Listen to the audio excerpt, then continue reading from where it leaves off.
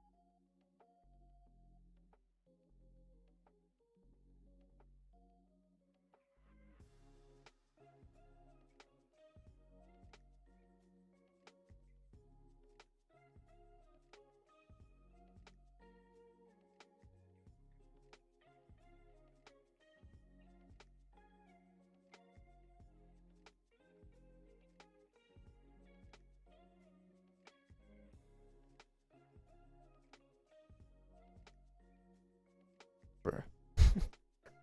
That link format is so trash. Oh, jeez. So I made an announcement on Discord, and and the link is just not working as a link. God fucking damn it. Nice try.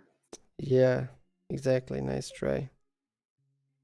HTTPS dots twitch.tv. Are we live already? Yes. Yes.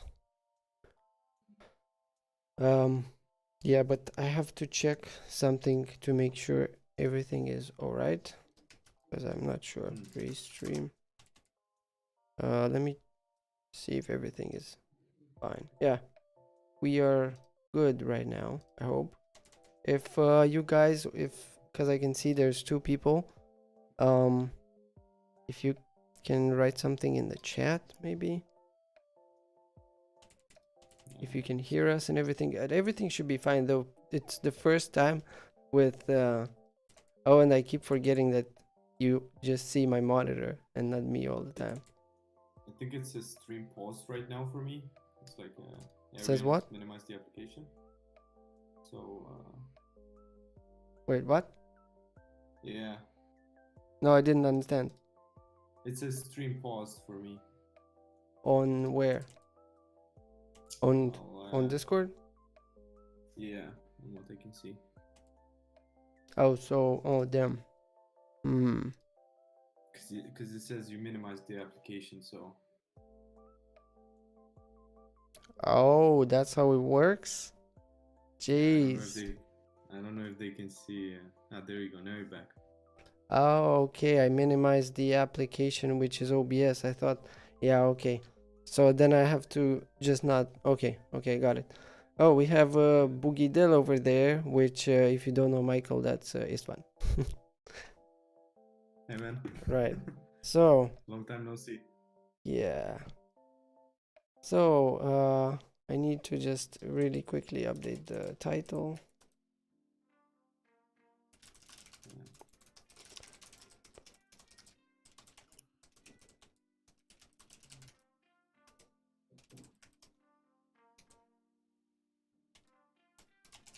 Well, this was supposed to be done like a while ago, but yeah, it's fine.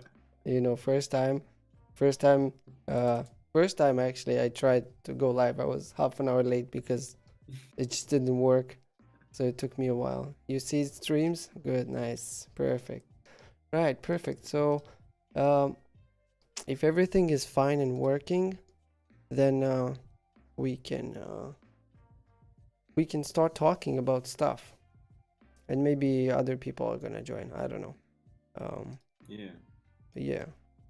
Because right now I cannot actually check Discord. So yeah, this solution right now it's working, but it's not great.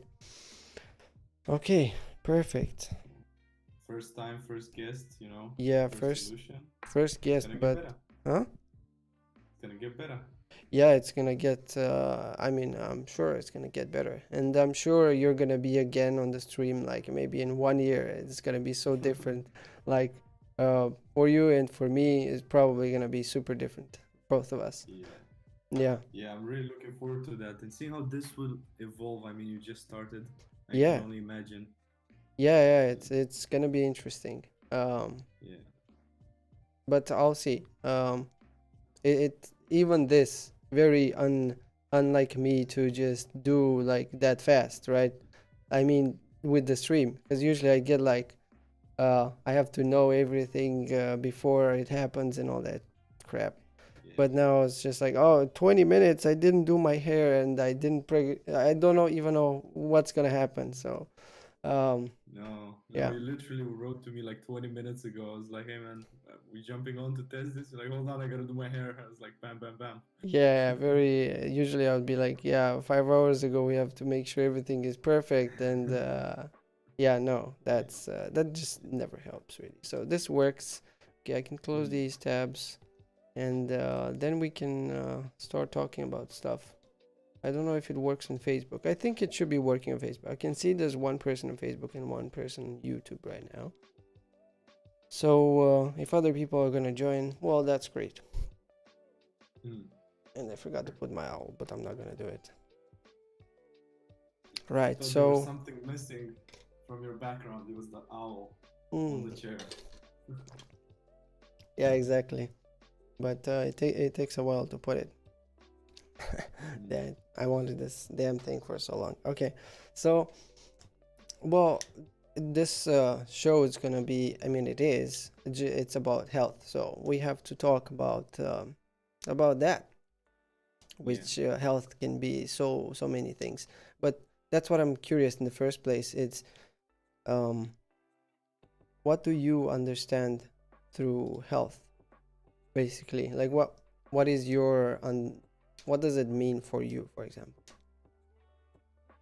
It's a very broad thing, right? Health can be a million things, but for me, it's anything that basically makes you live a happy life and also as long of a life as possible. So, but it really depends on each person. For me, it's all about the food you eat. Are you exercising? How are you sleeping? Are you stressed? These kind of things. And the better you are at this, kind of a lot of things together. Secret Admirer tipped $15.83. Let's Thank go you, less than 3. Keep it up. Mr. Secret Admirer, for your donation. I don't know who you are, but I think I know who you are, but I don't want to guess. But thank you. So health for you, Yeah. you said nutrition, then we have Yeah. exercise, sleep, and stress management. Actually, that's also very interesting, because Yeah. when you generally, if you ask, the general person about health, they will just say, oh yeah, bro, you need to eat salads and exercise and be positive, right? Yeah. Like it's that simple, but it's a lot more complicated. So the fact that you said, stress management, that's again such a broad thing. We can talk a lot about what that means, because also the word stress is stress management, you have to have more other skills to be able to do that. Yeah, and it also depends on each person. It's not like something completely objective, like what stresses you might not stress me and the other way around. Correct. And it's something really tough to deal with. I mean, how do you deal with it? How does anyone deal with it? It's also very kind of personal, right? Yeah, And not a lot of people necessarily talk about it. Like you said, everyone's like, let's eat some salad, let's go vegan, let's do this, yeah, let's do that. because it's simple. Yeah, and people do what's hype, right? Like whatever's hype, whatever everyone's doing, let's jump on that train. Perhaps without doing too much research or anything. It's just like whatever the crowd does, let's follow it, Yeah, and not ask too many questions. So for me, these are, I believe, I surely left out a couple of ones that are important, but how you eat and how you sleep, especially how you sleep and how long you sleep and the quality of the sleep. yeah, Because you can sleep for like 12 hours, it doesn't mean you're going to be healthy. Correct. Actually, what I think it means is that your body needs more time to recover, which means that you're not healthy because you need more Correct. sleep than normal. So, Right. yeah. So we can choose basically, that's the thing.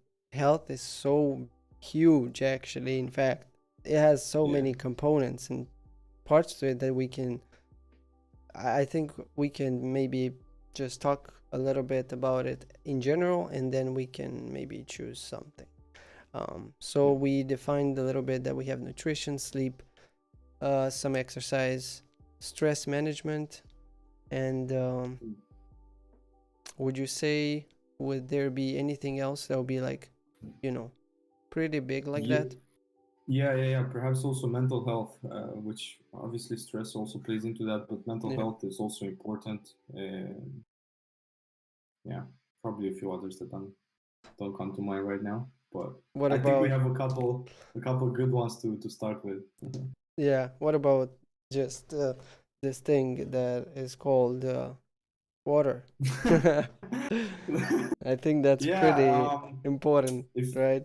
if you drink this, I heard you have a Yes. life expectancy of about, I don't know, 78 years. It's going to kill you together with Yeah. air, but I'll take my chances with water. You're right. Right. We sometimes we are so what's the word? Like we take things for granted, and a lot of people focus on, the let's say the nutrition and the diet. No, I mean the nutrition and exercise a lot, but then they take for granted like water and even the quality of the air that you're breathing, right? Because they're like Yeah. everyone has them, so why bother to appreciate them? So Yeah, that's you can, also, actually with the air quality, that's one thing I wouldn't have mentioned, but it's actually a big thing. I yeah, noticed when I travel, right? When you travel and you go from country to country and you get off the plane, right away you can feel it, like the difference in air quality, or at least I can. in And it's Denmark. huge. Yeah, for example, in Denmark, as soon as you land in Denmark, Copenhagen specifically, but I believe the other cities as well, the air is so clean, it's so easy to breathe, and it's just so good overall. It's a huge difference. Yeah, Um, I haven't personally noticed this, like to when I come off the plane to be like, it's so good here. Maybe because, well, I don't travel as much as you, so probably that's why I haven't really been exposed mm, to the difference too often to actually notice it. And I guess it's also a little bit subjective. The hmm. like, maybe I don't feel it, but that doesn't mean it's not gonna affect my health, for example. But we have to Yeah, think about very polluted areas like industrial places in China, factories, and you have to live nearby.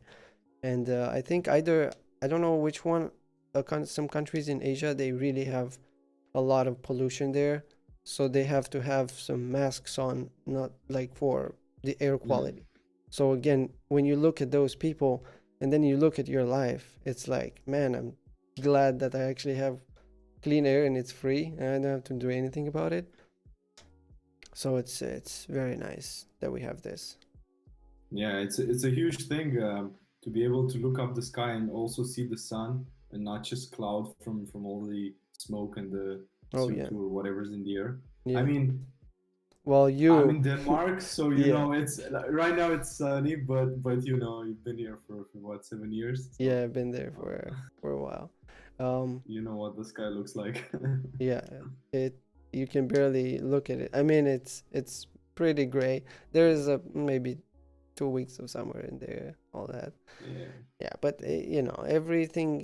There's no perfect place anywhere, of so course not. you have to No. just pick whatever works. Yeah. Right. So let's come back to health. Maybe do you have a suggestion what you would like to talk about in the health category? Thank Um. you for the follow, Charlie, please. How are you? Good. So, mm, yeah. I mean, look, we could kick it off with just nutrition if you'd like. nutrition. Oh, yeah. So we have a bit to talk about in nutrition, I think. Yeah, because Uh, we've so just for a little bit of context, we've been living together since the beginning of 2018 until 2020. So that's like 2 years, 2 full years basically, and 2 months. But let's just say I 2 think years. three Three? years, I think. So it Yeah, because it was was until 2018, 2019, and 2020. Yeah. Jeez, yeah, man, that was so fast. Oof. yeah. Yeah, I remember. Just yeah, that was fast. And we've been both of us through eating like trash. I mean trash. Let's not.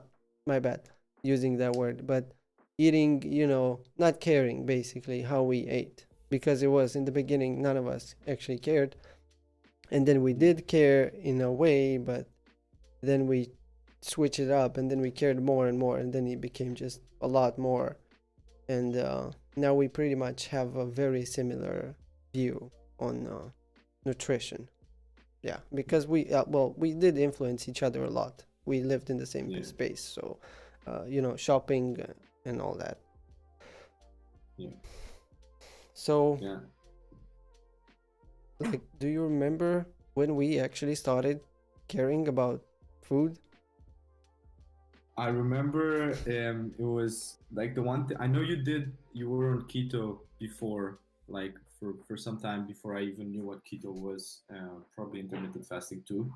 But I remember at the end of 2019, like for New Year's, 2019. I was in Berlin, and then when I came back, I was like set on doing keto, kind Mm-hmm. of joining you. And I know the last few months of 2019 were kind of a battle for me because I was like, yeah, there's no way that's how you should do it. I mean, restricting yourself from eating carbs and just eating fats, that's gonna damage your body. Like I knew nothing.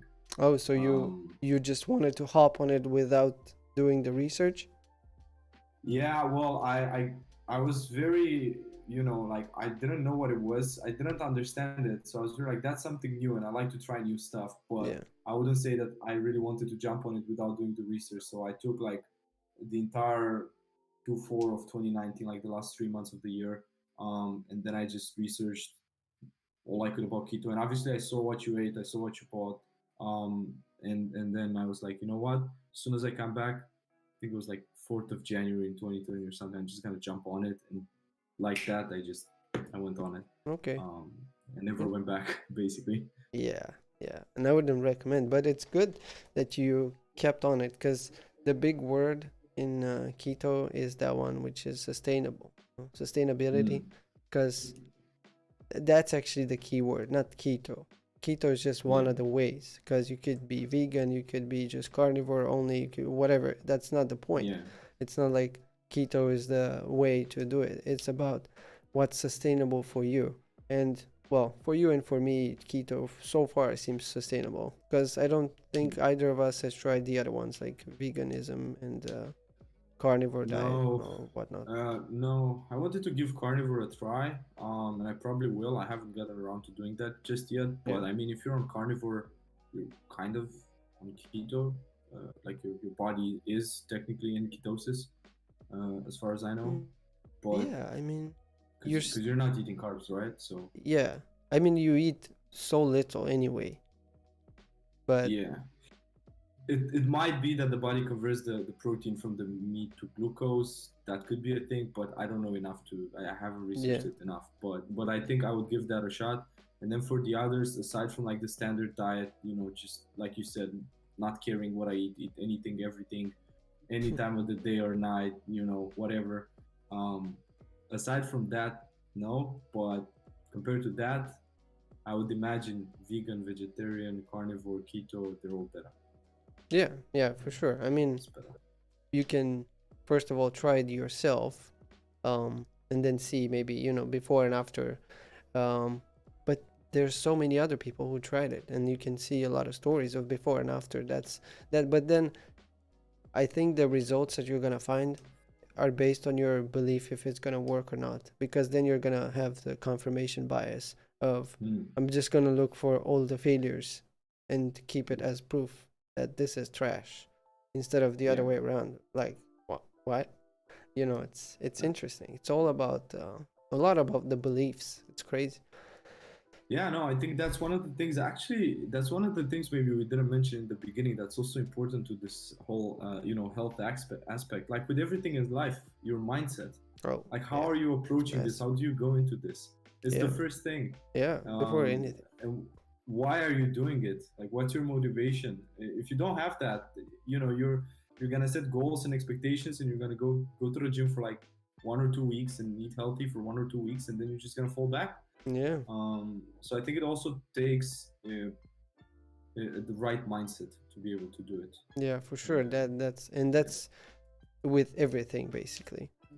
Yeah. But you know how people use, actually I think they use the wrong words, because they like to use the word diet, which Diet, yeah. and I highly disagree with the word itself, because by definition, I mean, not by definition, I don't know exact definition, but the point is, people assume it's something that's gonna end at some point. It's not It's indefinite. temporary. It's temporary. That's the key word Yeah. there. Like diet is like very tied with temporary, and then lifestyle is very tied with what? With like indefinite. That's the point. Yeah. So Yeah. if you, that's why I see a lot of, hashtags. If you look at hashtag keto diet versus keto lifestyle, like keto diet has so many more people using it instead of the other Yeah. one, right?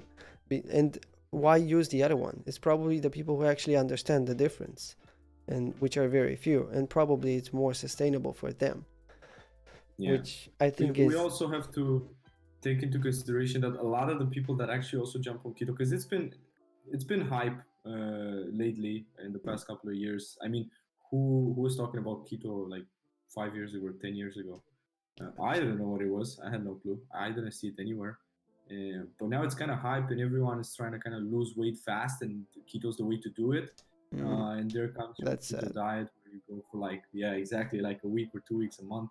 It's Yeah, not even enough to. The saddest part is it's not even enough to get fat adapted. Like, right. It you takes need it 1 to takes a 3 months. right. Yeah, Yeah. yeah. So people don't even consider that. And then the thing is, it actually happened to me at work. I was at the office, like on Monday or something, and we were eating. And I don't eat the food at the office, not because it ain't good. It's really good, but it's not very keto friendly. Yeah, So what I do is I just cook my food on a Sunday, and then I have the whole week done. It's like yeah, I meal prep basically. yeah. That's also Um, efficient. Exactly. So then there's these two new guys, and they just didn't get it. Like, what are you doing? Why don't you eat from here? I'm like, because I'm on this lifestyle that I've been on for a Perfect. while. Yeah. And they're like, oh, so it's like a style of eating, isn't it like a diet? All right, look, Yeah. here's the difference, but that's as far as I can Yeah. go right now, because I Yeah. don't want to, Yeah. Exactly. So there's that. Well, Yeah. that was good. Maybe they learned the difference between lifestyle and diet, and why they would Hopefully. like to use. Because I will definitely promote this idea to just go away from the word diet, because it's something temporary. It doesn't make really sense.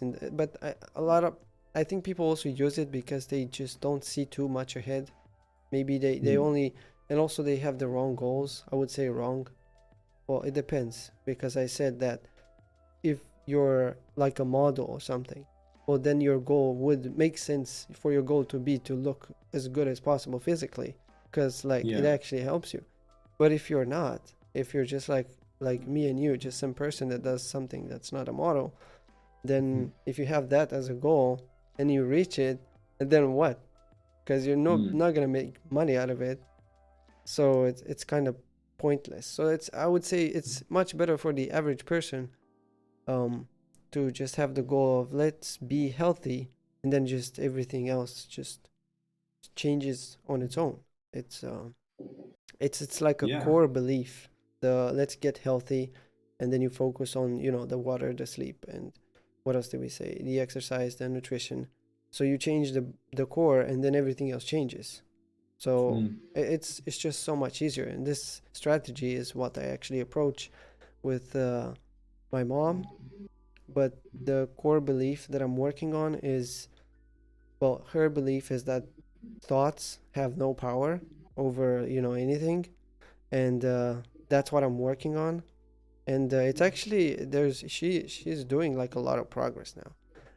That's good. And it's very fast. I'm very surprised, because this is one of the core things, and then she's just gonna come up with the rest on her own. So it's just gonna be really much better later. Um, Yeah, that's the thing. If you can set the foundations, then people also kind of like learn from it and they're able to build on top themselves and kind of figure things out.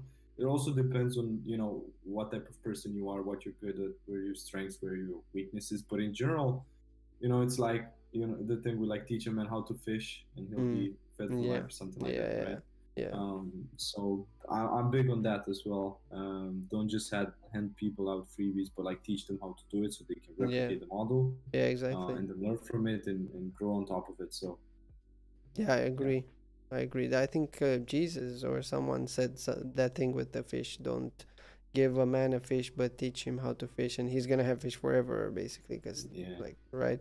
So that's why we Well, don't wanna just be on the stream and be like, "Yeah, bro, just do these workouts that I do and do this diet and just do, without not like, no, yeah. No, one of the biggest thing, like I'm big on do what works for you always. of course, Look, you don't gotta do keto or vegan or just yeah, choose one, stick with it, make sure it's gonna get you healthier, and just stick with it.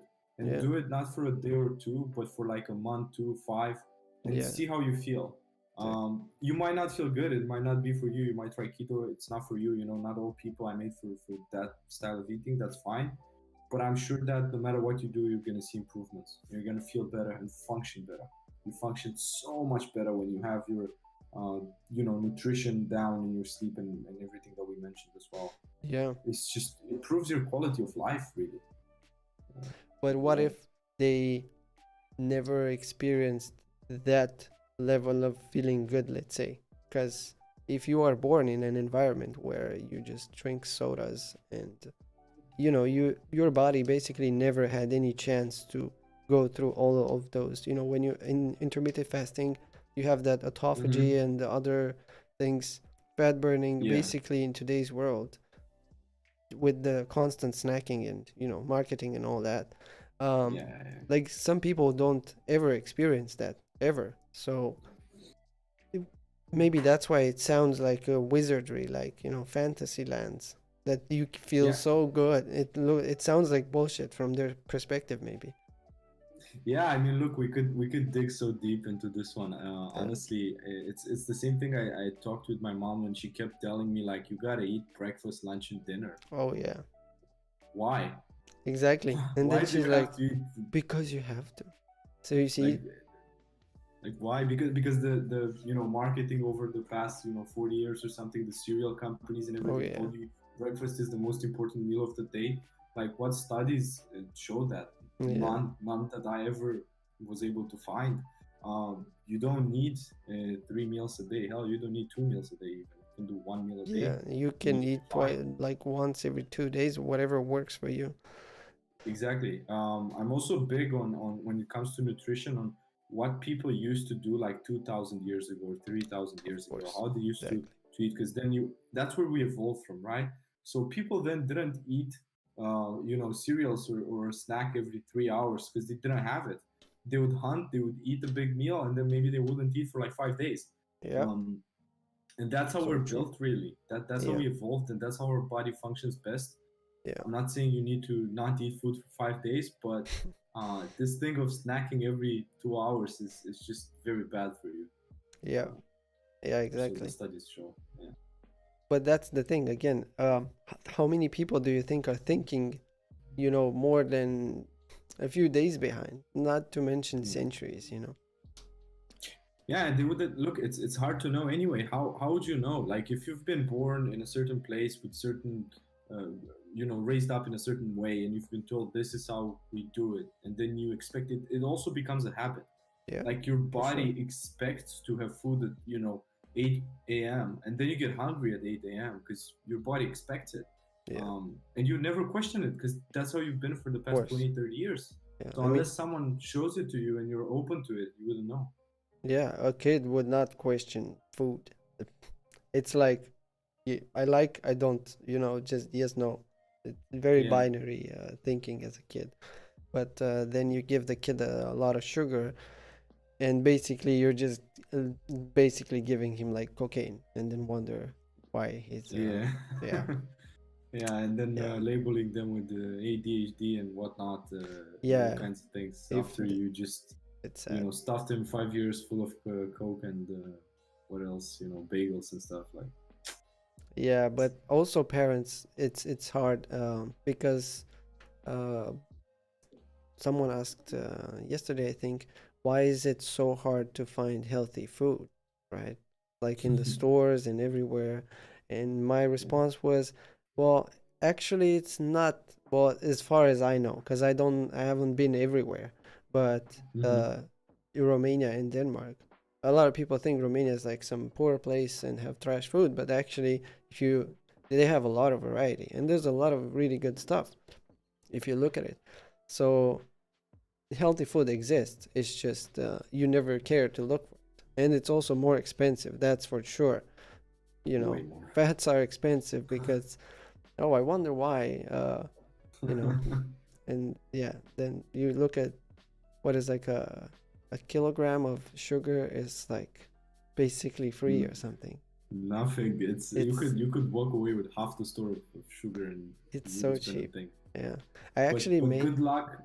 good luck trying to buy, you know, uh, bio chicken or like, you know, Oh, grass finished or whatever yeah. chicken or beef. At Mm-hmm. least here in Denmark, you Yeah, know, same here. pork is okay. Pork you can buy because they're so big on growing pork, so it's fine. But anything other than pork, Yeah, good like luck. that Like you have to chicken. be a millionaire. Dude, that chicken, 200 grams for, let's try talking euros, for about 10 euros, Um, right? About 10 euros, 75 crowns. no, it was more than 10 euros. I think it's more than 10 euros. Hold on, let me check. Let me check. Well, It was ridiculous. It's you like see, you at least have, I have not found any here, any, organic, grass fed, any sort of meat. It's yeah. very hard. So you're right. It's 10 euros or about $12 in US for 200 grams of chicken, Basically like one like meal. good chicken. Yeah, like very Yeah, good. that's I would eat that in one meal, and I don't eat a lot. Like I probably have 2,300 calories a day, Mm, yeah, and that thing is one meal. It's very expensive. yeah, it And is. the other thing I wanted to mention because you had a good point. Like you gotta know where to look for the food and be able to see it. One of the things I noticed when I went to keto and I stayed on keto for like the first month, and after about a month, I would just walk in the store, Yeah, and then it's like I had VR glasses, like I could see eighty the percent of the filters, store right? is like filtered out. Like Yeah, I cannot touch it because yeah, it's all. I don't even have to pick up a yeah, product, and I exactly. can already So tell if true. it's filled with BS or if it's good. Yeah. It's insane. Just by the area of the store, you can tell. And sometimes Yeah, just by the entire store itself. But yeah. that's one of the things that actually it's a really benefit, like a side effect on keto, is that Mm, well, you that's a good thing. I think you most likely you also experience this. It's when you go on keto, so you have to eat less carbs. So then you have the next question is, well, okay, so I need to figure out what has carbs and what doesn't. So then you start yeah. looking at the labels, and then you Yeah. start looking at the ingredients, and then you're like, why is everything with sugar, dude? It's why is But it so hard to find without sugar? And I'm telling you, in Romania, it's actually worse with sugar because even like so many types of bacon, they have sugar in bacon. Like think about it. they have That's sugar and bacon. yes. It's there's only one place here that I found so far that has uh, bacon that's not with sugar, and it's not even ecological because it doesn't exist anyway. So you are doing far better. You actually have a few brands. I think you have at least three. There I have zero here for bacon. That is absolutely insane. Yeah. And it's not just sugar. It's like the various ways that the sugars, because they have synthetic sugar. Oh yeah. There's a million types of Yeah. synthetic sugar, and if you don't know, If like you you wouldn't know, don't, you why think would you know? zero sugar. Yeah. Like there you see, oh no, it doesn't have sugar here. Oh yeah, but it has dextrose, maltose, fructose, and the other 50 types, or Yeah, corn syrup and all that is basically just the same thing, right? yeah. Yeah. And I think what you know listeners or viewers can take away, like the one of the biggest things from this, in my opinion, is cut the sugar. Whatever you do, cut the sugar, cut the artificial sugar. Yeah. Everything that's sugar, except for something like stevia, which is fine, right? Because that's like pretty natural.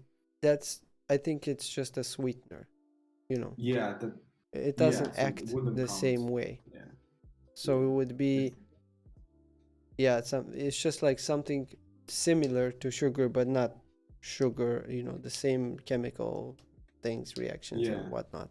yeah. I think almost all the specialists or whatnot say and recommend that stevia is fine because it doesn't. I don't think it raises your like Insulin? levels your blood sugar. Yeah, your insulin like crazy. Like I don't crazy, think it no. affects them. But basically anything that has calories Yeah, spikes your yeah, insulin. It's just about, you yeah. know, the what glycemic index does it have to see how much. Yeah, that was the one where stevia has like a lower number Very, compared to yeah, like way lower. very, yeah. And I think the other one was xylitol. I think that's also okay. I know it And the does some, erythritol also good for cooking, yeah, uh, and that making one. cakes and whatnot. But Yeah. but most of them are really really bad. Like anything that's sugar and like what they have in like the sugar-free drinks and all those. It's Like so what is bad. it? Aspartame, that Oh my god, that's trash. so bad. Oh Jesus. And but it's Like so that's sad actually. Think about it. Like yeah. people, like overweight people, you see them. I mean, we don't see them, but you see them on shows, let's say, and they're like, but I drink Diet Coke, Diet Coke. It's a and joke. it's like what? Because you know, it's sad actually, because they're just not, they don't know, and they're being No. tricked in buying a product for a company that's just infamous for selling sugar. Yeah, and people think because the big thing with fat versus carbs, right? Like a lot of people think that fats are the reason why you have so many issues and like we have heart attacks and whatnot and these kind of problems because you eat a lot of fat, saturated fat, red meats, you cook in butter and so on. And it really isn't like that. We should really look at sugar and carbs and the Yeah, combination of carbs plus fat. So in other words, when you go to McDonald's, it's not that the beef itself, like the beef patty, is the one that's getting you fat. yeah, It's like the combination between the French fries, which are deep fried in very bad oils, yeah, plus like the bun on the burger, plus the burger itself, and then the Diet Coke. yeah, And all of these all of it. combined, that's what destroys your health. Exactly, exactly. But if you Right. compare that with someone who eats a steak and a salad, and the steak is like grass fed, grass finished, that's not going to cause problems for you. Yeah. So Yeah, I awareness. completely agree. And also the wordplay that they did when they created the words, that they made the word fat the same as the body fat. But Yeah, I mean, it's such a clever wordplay. Like the people who when they made this up, they probably knew exactly what's gonna happen the next, I don't know, 50 of years. course. They just planned it out, right? But it's brilliant because you associate it. It's just an easy association, and you're like, because that's why people created the belief of fat. If you eat fat, you become fat. It's actually Yeah, it doesn't exist. Nobody actually says this, but it's simply just because the association, the words. So it's just tricked like this because of a wordplay. Damn it, yeah, so sad. yeah. They got us. They got They us, got man. us. I mean, they got us. That's the thing. That's why I actually don't want to judge people. And one of the principles that I push is, well, actually, I can show here in the intermission. The number 2 is to don't judge, but seek to understand. So we refrain from assumptions, ask questions, and listen in order to understand, right? So that's the thing. With this, uh, did I just forget my idea? God damn it. It's alright. That happens. Yeah, wow, that was because I clicked. I know if we go back to talking whatever, it's just gonna come back. It's fine. Not fair enough. Yeah. It So was, what were we it talking was about? it was Oh, the basically fat, that the fat, yeah, the same word, and the then the wordplay. one of the key takeaways for anyone listening or viewing is like to cut the sugar and really not eat sugar. And I think the second biggest one, I don't know which one takes priority, but the next one I would say is the vegetable oils, which are not really vegetable. They're Again, seed a oils. wordplay. Vegetable. You Yeah. you associate vegetable with you associate Healthy. vegetable with healthy nature, right? But you have to understand like the process, what's happening behind, how is it processed, and oh, it's big yikes, right? Yeah, and it's all about like the first thing I would do is look at the bottle, look at the way it's packaged. If it's in a plastic bottle, anything like an oil or anything in a plastic bottle, stay away. Like really stay away from it. It's not good for you. Same with frozen, prepackaged kind of food. Yeah, Super bad for you. If you look at the ingredients, like 35 types of different ingredients, like what is going on there? Jesus. um, and the oils really that, but the oils are the main thing. Eat, mostly what I like to eat then is grass-fed organic butter. That's always my So preferred good. choice. Yeah. And then of course coconut oil, again Oh man, organic. that's so That's really good. good. In many Yeah, I areas love it. actually it's great. Coconut oil, Yeah. super good. Um, yeah, and then you have olive oil for salads, again organic. I wouldn't necessarily cook in it. I think Which one? it's not the best for cooking. Olive oil. Actually, it has a higher smoking point than coconut Does oil. it? So like Mm. olive oil is usually, well, I personally use it for steaks because Mm-hmm. of the higher smoking point. If you use coconut oil, it has a lower smoking point, so then it's just gonna start to burn too soon, and the steak is not Mm. gonna cook fast enough. Unless you want a very Ah. uncooked steak, so then you would use coconut oil, Mm-hmm. but not too much. And then you also need to Gotcha. know, because this is what I don't understand. People say just cook it on low heat. But dude, your low heat is not the same as my low heat. We don't have the same stove. I never like this kind of low heat, medium, high. I mean, maybe No. just give something like until it's crispy on the side. That's better than a low, high, medium. Or temperature, man. Take a Right. thermometer, a kitchen thermometer, and measure temperature. It's the same with the different measurement systems in the world, like cups. I get it that in America they use cups, but I was never able to understand what is one cup. What how is your cup the same as my cup? I just cannot. To Yeah. me, it makes no sense. Why not just measure it in grams or milliliters, and then it's the same across the board, no Yeah. matter what you use. Um, I don't Yeah. know. It's just And something I thought was funny. you know that because we both look up to this Dr. Eric Berg, and Yeah, for the I still don't know if he still talks in cups and all that, and he he has does. a lot I of think it does.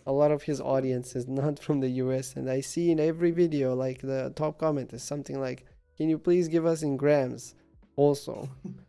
Gosh, I still actually don't know why he doesn't do it, but well, that's irrelevant. I mean, the content is what matters. We can just Of convert it, course. but Yeah, anyway, there's workarounds, but as long as the content's good, you yeah, can that's sort of what figure it out. matters. That's the core of it, and that's a big lesson actually for me, because everything else has to be perfect. But no, actually, just the main thing has to be, and it just has to be right. Yeah. Yeah. So what I wanted to say about, if you have tried to look on the ingredients on chips actually, Mm-hmm. because usually it's like 8 rows of ingredients, like Oh, you mean like rows. like Pringles? Yeah, something Like like that. Yeah, it usually ah, has like 8 rows of ingredients. So you only look at that. You don't even need to understand the language, and it's like yeah. yikes. Yeah, Because what amazes me is the different, like how much sugar they put in it, but also the different types of sugar. It's not just one type of sugar. yeah, It's like more types of sugar, and they still get it salty. It's not like you eat a potato chip and you expect to eat a chocolate, yeah, but it's salty. It's good, but when you look at the sugar, you're like, how? What's going on here? I don't get it. yeah. It's absolutely insane. But it's also because let's think from like a business perspective now, Mm-hmm. with these like from a business perspective, why do they put sugar in everything, right? Because this question would come up, because why do they do it? Because it works. But then why does it work? And well, it's because like people like are so desensitized. If they don't taste sugar, it's like tastes like trash, right? So I Yeah, guess that yeah, it's like businesses, a lot of people see that businesses are evil because they add the sugar. but they do it because of the population. So it's like this cycle of like, I blame you because you put sugar, but then I'm not gonna eat anything that doesn't have sugar in it, right? And it takes, and this is what people don't understand. Actually, I mean, you can't understand because you have to experience it, right? The desensitization, like because I remember we talked about it. If you are like on keto, how we are, or let's just say you don't eat sugar, you don't need to be on keto, but you give up sugar for a few months and then you try to eat a banana, bro, it's like pure honey. It's like pure sugar. It's so sweet because that's how it's supposed to be, really. You actually reset your sensitivity to sugar, and that's how it actually tastes. So if a banana tastes like that, you wouldn't eat like 5 in a row. You would just barely eat half of it, and you would put it on the side. I tried to drink from, like, I know I was on keto for about 6 or 7 months, and then I was like, I'm gonna have a burger and fries and Coke. Yeah, I mean that's actually fine sometimes. Yeah, no, it's good, and I'll tell you why it was good. It was basically, I was like, you know what, I'm gonna buy the biggest. Like, I didn't buy like a small burger. I bought like the double bacon cheeseburger on top of the large fries and extra large cola. Like, I got the biggest thing. Yeah, full retard. Full retard, yeah. And I tried to drink from that Coke, and I swear I took 2 sips and I threw it away. I could not. I legit could not. It was so sweet that it was disturbing. Too much. Like, too much. Yeah. Too much. And then I ate half the burger and like a couple of fries, and then I was full. I threw it away, and then I was like, this is good, because I felt like shit for about 12 hours. For the next 12 hours, I felt like shit. I'm like, this is good because it reminds me, like, go back and don't do this again, and it kind of puts your body in check. Like, hey, this is not what we should do. And I think it also ties into the other point that you made with people blaming each other, and it's like the companies make whatever the market people demands, want. right? Yeah, exactly. It's demand and supply. It's not like the businesses are on purpose trying to, damage everyone. It's literally what people want. Yeah. So I understand it from their perspective. But it's also this kind of this habit loop where businesses, what they did is they took away the fat from products. So imagine you have a product that's built with fat. It's tasty, it's good, but it's a bit more expensive to make. And then businesses took away the fat. And then the product is like, there's no more fat in it, there's no more taste, there's nothing in it. It's empty. Yeah. So they had to replace it with something, and that's when they replaced it with sugar. And now it tastes good, and it's addictive. I'm pretty sure there was a study where they tried to look at the brain of someone drinking a soda or something, and someone doing cocaine, and it was kind of lighting up the same things in your head. Yeah. So it's super addictive. Yeah. And then obviously people want more, and they keep coming back and back and back. And I think the problem was with fat, not just that it's expensive, but it's more of a thing that fat has 9 calories per gram. Carbs have 4. So if you eat fat, you're gonna be full much longer periods of time. So right now, if I eat a huge fat meal, I'm not gonna have to eat for the next 5, 6, 10 hours. But if I eat, I don't know, cereal and milk, I'm gonna be hungry in 30 minutes again. So it's this loop of, you want to constantly eat, you need to buy more, so you spend more money in the supermarkets, then we make more money, so it's good for business. And that's what the market wants. We keep doing it. It's like this loop that's been going on for decades, really. Right, because, well, it works, because otherwise they wouldn't do it, because it's about the profits. Yeah. So yeah, and people don't take responsibility. It's this one thing that I'm also like a fan of. I learned this from Jocko Willink. If anybody knows him, is basically this crazy Navy SEAL, ex-Navy SEAL captain. It's extreme ownership. It's take ownership over your life. Take your life in your hands, and like, stop blaming your mom, your dad, your school, your whoever around you, and just look at you and just blame yourself, man, because that's how you're gonna fix it. There's no other way. For sure. I agree. Yeah. I agree. Yeah. Yeah. The loophole. It's crazy, but how do you break the loophole in the end? The nutrition loophole. It's tough because you also have to have a certain level of income as well, because it's not cheap to do keto or to live a healthier life. It's really not cheap. I mean, go try to buy, like you said, sugar and potatoes and pasta, and then try to buy the grass-fed chicken with the bio vegetables or whatnot and compare the prices. Yeah, It's crazy. that is true, but that well, that particular example is like the very extremes of it, because Sure. yesterday I was, or I don't remember, last time I was talking about this kind of balance. You have Mm-hmm. how is it called? A scale in English. Um, and in order to improve, sometimes you don't have to add healthy stuff, but you can improve by removing unhealthy stuff, right? So, Mm-hmm. for example, you don't have to buy the grass um fed things, but you can just remove the soda, and that would be progress. A lot of progress, Mm-hmm. actually. Oh yeah. So, I see a lot. I think this is a crazy loophole for the Mm. even for the self improvement and all that kind of stuff, because people um they look for what to do, but actually they should be looking for what to stop doing, you know Mm. but then they don't Yeah. know. No, I agree. It's like when you try to be focused. I learned this from Sam Ovens. You probably know it as well. It's basically when you try to focus on something and how to become more productive. Don't try to necessarily become more productive. Eliminate all the distractions, and then the only thing you're going to be left with is what you're trying to focus on. True, yeah. And I think it's kind of a similar thing. Just eliminate as much of the sodas and sugar and vegetable oils and all that stuff. And what you're going to be left with, even if it isn't the highest grade chicken or whatnot, Yeah, it still it's still huge. beats the hell out of everything Huge else. progress, yeah, exactly. Yeah. But that's the thing, in order to figure out what to remove, because that would be the goal, right? And you give this goal to someone, and they would the next question is, well, I need to know what I do in the first place to, filter it out. And Of that's course. like a core skill, to have like an awareness of what you're doing and like what the effects are.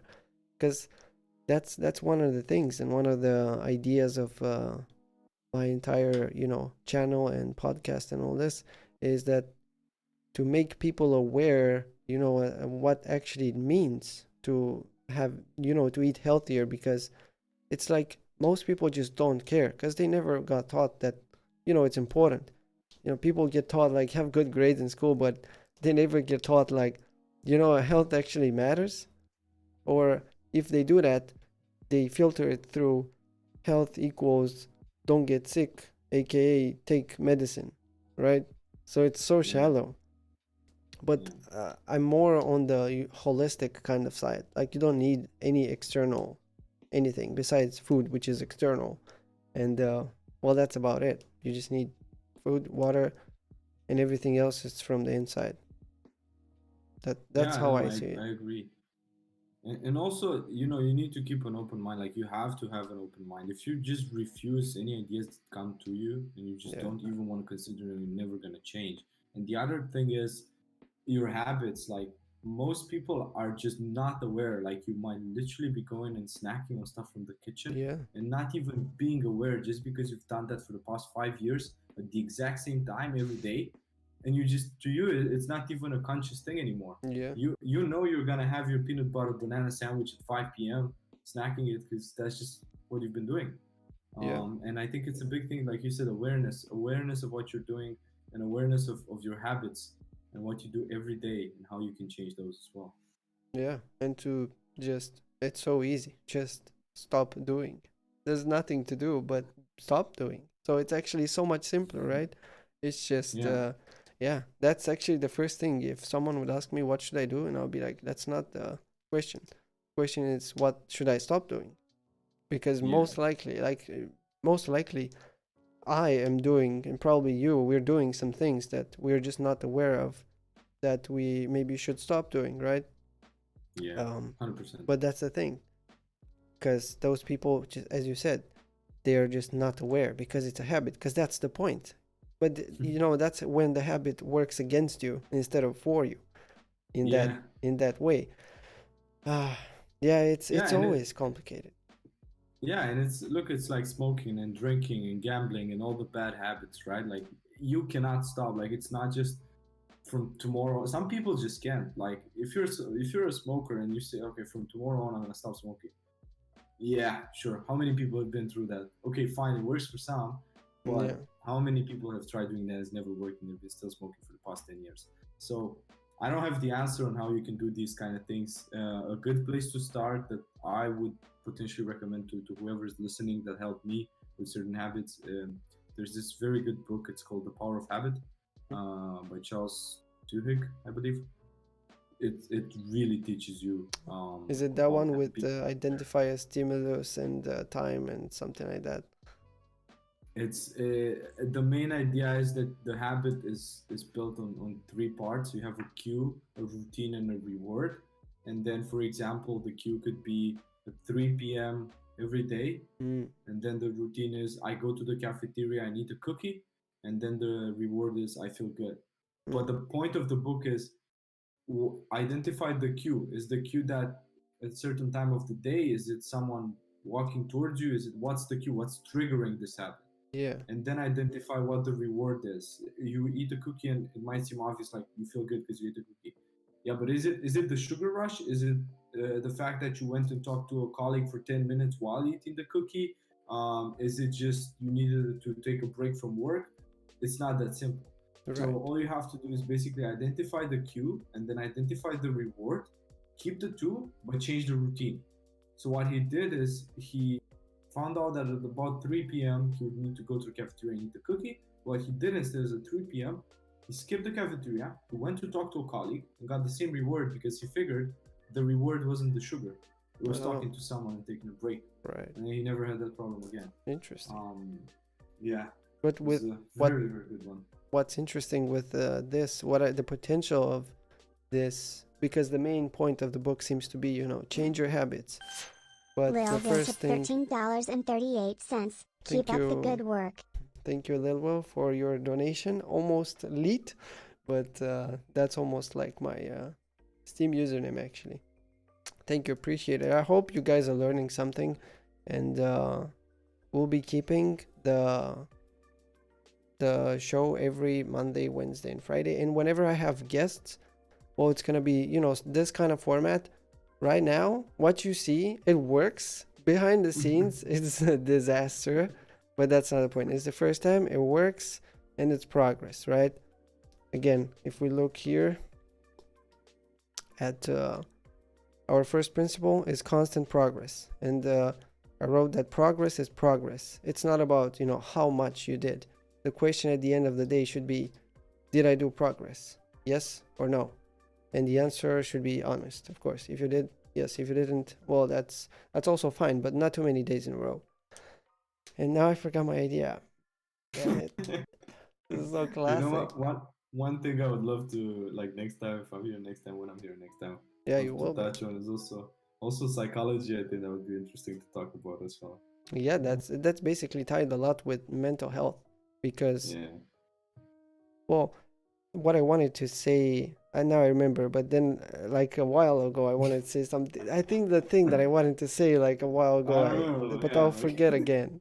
Anyway, so the potential with this power of habit is that, well, the goal is to change your habits, but first you have to learn to identify, the ability you gain is self-awareness, because you said, you have to identify the cue and then the routine and then the reward. That does sound actually quite hard, even because I was trying to figure myself, for example, and even I would have trouble to do that right now. So you can imagine someone who is, I don't think would you recommend that book to someone as their first book? Literally the first book, I don't know. I would, you could, if it's like the first time you're jumping into something like this, like, personal development or just general life improvement things. You could. I think there's other places where you need to start. For me, what I think the most important thing is to start with how you think about things, aka your mindset about stuff. Because if that's not right, you can read 1,000 books and they're all gonna come into 1 year and go out the other. True. So whatever is gonna pretty much improve on your mindset or teach you about how to think about things, that's where I would start. So in other words, building the first block of your foundation And then Yeah. you can just add knowledge on any topic on top Yeah. of that, as long as that foundation is solid.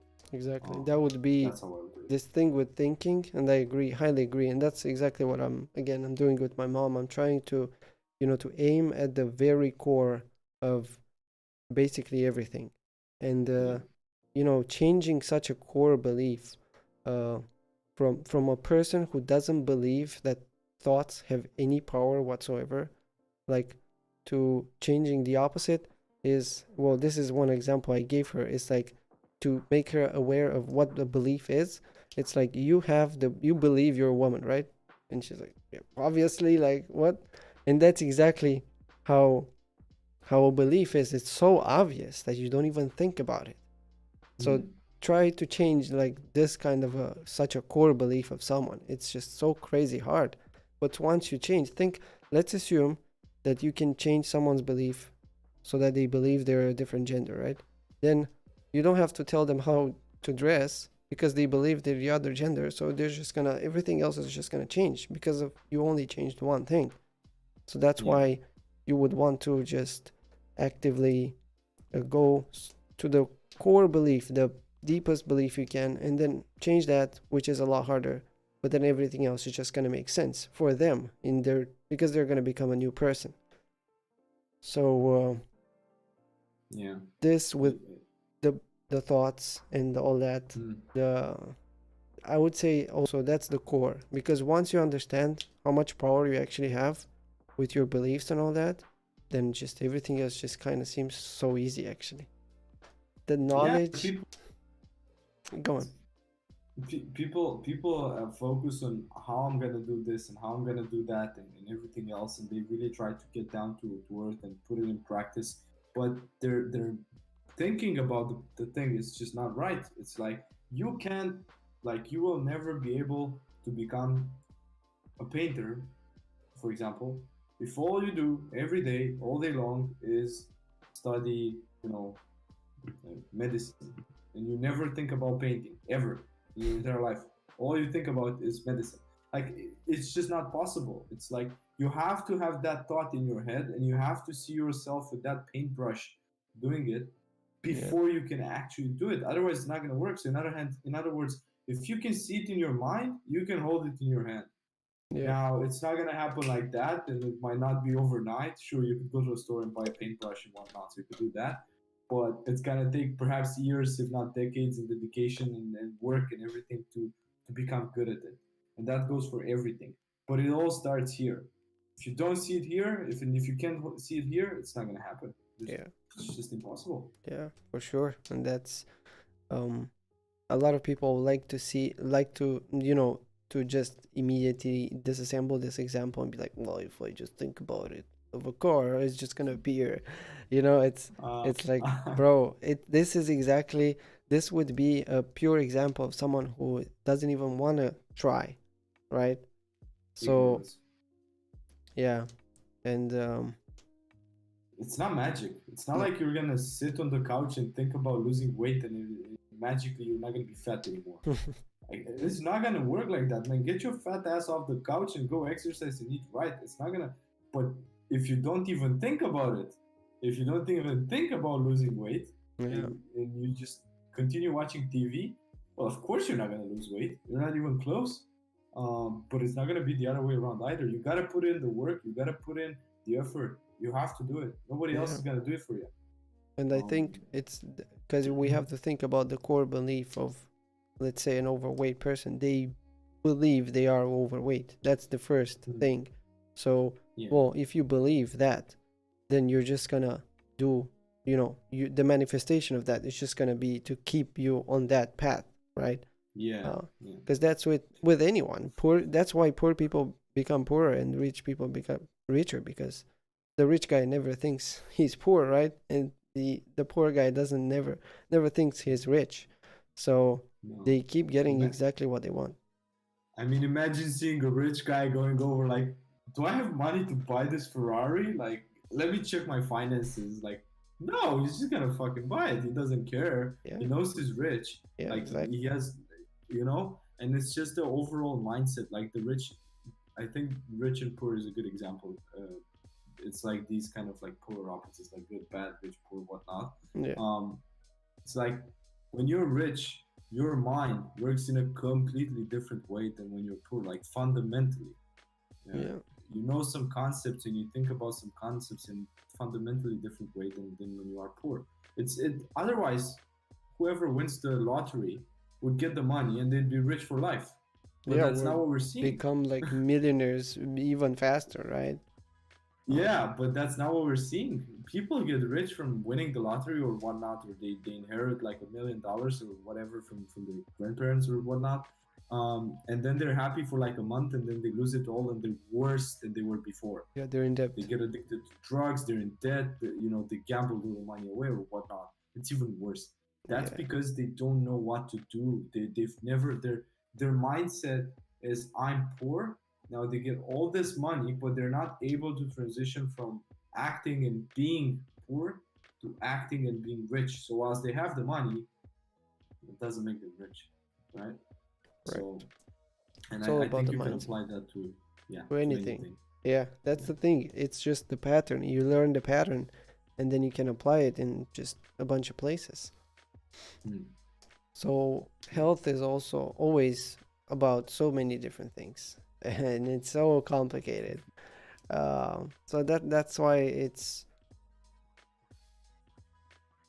a good thing. Well, that's why I chose this generally because I've always been interested in something to do with psychology, and that's a part of health. And then I noticed I care about nutrition, again a part of health. And then I noticed everything I kind of do, it's tied to something to do with health. So therefore, if we take the what's in common with everything, it's just gonna be about health. And yeah, and I've made the transition from, I mean, I've been there in the sense of eating, the unhealthy side and then switch to the healthy side. And I can tell you it's a massive, very, very big difference. And I actually relived this because while I was, 2 months ago, when we were in the process of moving out, and I didn't want to bother having my usual meals and all that, so I was a bit, off eating just random stuff. And man, I would always feel like bloated and big, right? And just not like energy levels, just trash, brain fog. And then as soon as I switched, it took me like 10 days. And then it was just back to feeling so much better. I mean, that feeling.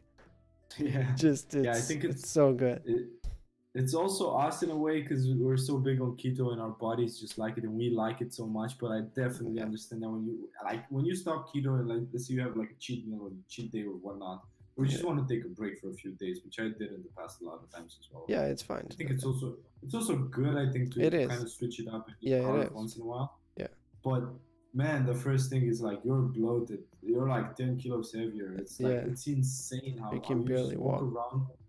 Yeah, like a bowl of water. That's the other thing. It's like I drank like 3 of these, and it's like a 500 milliliter water bottle. I just ate like a meal filled with carbs, and I drank 3 of these. It was absolutely ridiculous. As soon as I switched back from keto, everything back to normal. Energy up, brain fog gone, and fast. Well, for us now, because the it's about the adaptation. Yeah. Well, what could we talk about? Maybe so many things. I don't think you'll run out of that's the thing of content for this. No, there's no way. And yeah, I'm very curious in the future when I'm gonna have guests and we talk about, because in this first interview it's like we know each other, so there's like we pretty much know like what there isn't like a question I could ask you that I wouldn't necessarily know the answer in terms of health. I don't necessarily know your personal goals, but that's not necessarily tied with health, but like with nutrition, with that, because we did share a lot of our spreadsheets and like what you're eating and why and where did you find that product. This is one of the things actually, having like someone who you can actually do it together or just like to be in your environment, it just makes it so much easier to keep on doing it actually. Oh yeah. Because Oh think yeah. of the opposite. You would live with someone that just eats, just influences you in the other direction. It just kind of pulls you back. And that's a huge thing. Like your environment is crazy important. It's, It's it's huge. huge. It's again part of the things we didn't mention in the beginning. You know, environment is also a thing. Right. See, we figured Correct. it out down the way. Yeah, we Um, discover more. basically, like as soon as we moved out and I moved in, you know, with two new flatmates, two friends of mine. One of them doesn't care about eating; he eats just anything and everything. He doesn't care, which is fine. It's his choice. But my other friend, he was vegetarian for a year and a half. So you can imagine, like, I'm on keto, he's vegetarian, the third guy doesn't give a shit and just eats anything and everything all the time. Maybe And he the will. fridge, yeah, the fridge was like three different compartments looking completely different. It had nothing to do with Right. each other. True. So it was a mix. And then about, I think, a couple of weeks ago, like 2 weeks ago or 3 weeks ago, my vegetarian friend, he said, "Look, man, I want to try keto." Oh, So, yeah, that's so you know cool. him, Yeah. you know, and he said, "I want to try keto. I want to eat some meat." It's been like a year and a half. I want to give it a shot. You know, I read the studies. Everyone seems to be agreeing on the same thing. I need to try it. I go, amazing. Here's what I eat. Ask me if you have any questions. He already knew like pretty much all of it. He's Yeah. been doing intermittent fasting with vegetarians, so he Oh, was doing that easy. actually before. Yeah. And now it's so much better because we just order food. We don't go to the store. We order everything arrives on Sunday mornings. It's just this Nice. big order, same thing times two or times four, whatever Oh you my get. God, that you see now it's so much easier for you that you were actually doing it. So not only you're a huge like help for him because Yeah, it's a crazy shortcut because you already been there and you have all the knowledge and the recipes. So yeah, because like the first time I fucking did research for keto, oh my God, I was so confused. I didn't know what to buy, where, but then it's so much easier because for him it's like, so where did you buy this and that and well, now that you order online it's a lot easier, but it's just so it's very valuable to have yeah. someone uh, not only to teach you from experience but to live with them. It's the environment, it's crucial. It's I think he's gonna do great if he actually likes it and if his body actually responds positively. He does. He He does. does. He's been doing it for 2 weeks, I think. And he said, "Look, I told him like, look, man, this is something that." And I knew he was gonna do this because that's just how he is. And I told him, "Look, you cannot be on this for like a week and then quit it." Yeah. And then he said, "No, I want to do it at least 6 months." And I knew Oh, he was gonna do it for a long period of time because that's how he is. He sticks with stuff. yeah. He's very like, you know, takes Sticks. ownership over whatever he does, Yeah. and he's very strong. So mentally, and basically that was really nice. And I hope I hope we can get our third buddy here to join us on this. That's that's actually that's the thing. Think about it. The environment is there. Why Yeah, doesn't it affect it? Because I was curious myself. And I still don't. I think it's because again he maybe is not aware of the like the value, importance, and benefits of health. Right. yeah, but it's not just that. I tell you the other thing that we missed, and it's also he's very comfortable. He's very comfortable. He doesn't want to get uncomfortable. Doesn't want to exit the comfort zone. If you're not willing to exit the comfort zone, nothing's gonna happen. For him, it's much easier to go to the closest store and get a frozen pizza. It's like it's so much easier. You don't gotta cook. You don't gotta do anything. You just buy a pizza. You put it in the oven. You press a button, and you have food. It's just so simple. So Yeah. it's also this thing of it's easier. And I'm gonna do whatever is easier. And Yeah. for me, it would be a win if he became more aware. Like, look, I told him, look, man, you don't have to do keto or vegetarian or something. Yeah. No, like Sure. by any means.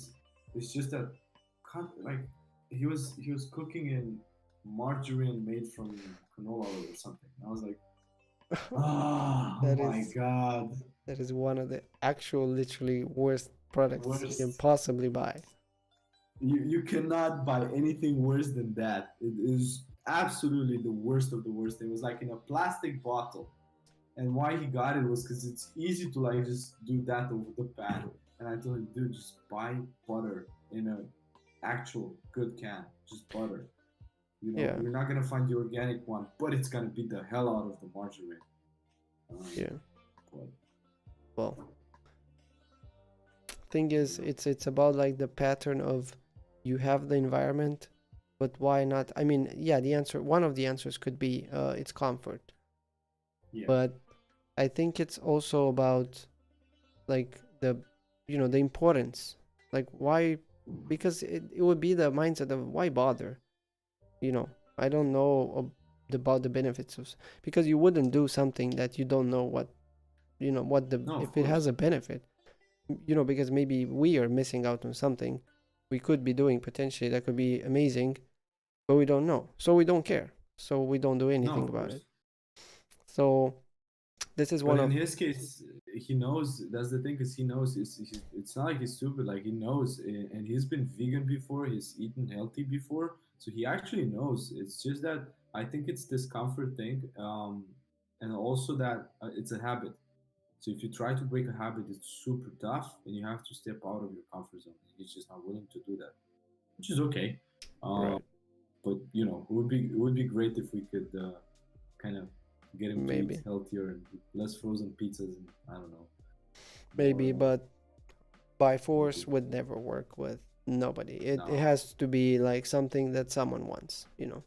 Of course, you never try to. No.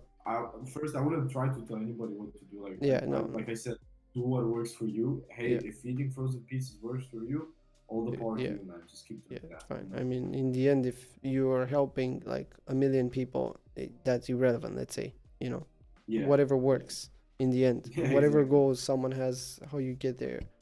Um, Yeah. yeah. So we could also talk about like, because I'm thinking tomorrow would like to start working on the first video for YouTube, and I was Mhm. thinking, I was actually overthinking just my usual, like what should I choose, and but then I was like, what am I doing? Just I'm do just gonna it. choose Just do something. So I chose something random, and I chose water. So I'm just gonna do some research on water, and then because it's crazy important, like. You gotta make a YouTube video, which is basically, I mean, it's not your first ever YouTube video, but like health related with the new Yeah, channel, basically, or the yeah. you've, you know, and it's gonna be on water. Yeah, because it sounds like it's so boring, I know, but it's right? It sounds crucial. so simple. Yeah, like what can you possibly tell me about water? I don't know. So I'll do a bunch of research on what I already know, just to know more details, and then just how I treat water, to just separate Mhm. like the science versus my own experience and opinion, because I don't want to Yeah, mix them. I never want to mix them. So that's why I like to say, well, this is what I do and works for me. Uh, but because sometimes I do some things that are against like the science way, but they just work for me, let's say. yeah. It because human bodies are like, in science, they use like a statistic. So even though it worked for, let's say, 90 of those 100 people, well, for 10 it didn't work. So you could be the exception to the rule sometimes. Yeah, of course. Again, it's all about doing what works for you, right? As long as Yeah. you don't harm anybody, or anything like Yeah, yeah, that. of course. Of course. Yeah. But yeah, water sounds simple, but it's Sounds. not. Knowing you, I can imagine a Yeah, 15-minute YouTube video with maybe the I try. breakdown of the molecule. I'll try to do more like, you know, kind of similar to like Eric Berg, like, Mhm. but not as like Thomas, that guy, because that guy is just way too detailed for my level of understanding right now. He's Thomas the very, Lover? yeah, he's very, very detailed. Like with all the words, half of his videos I don't understand shit, but it's great, you know, because It's very you have options. yeah it's basically because he's very big on the research paper. So if you want like the highest quality material in terms of the actual research and the actual research papers, he's the man.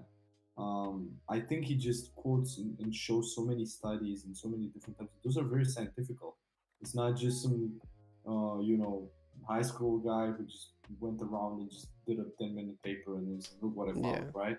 Yeah. It's super scientific, and that's also why it's tough to understand. But it would also take like weeks of research to be able to do one of those, I guess. Yeah.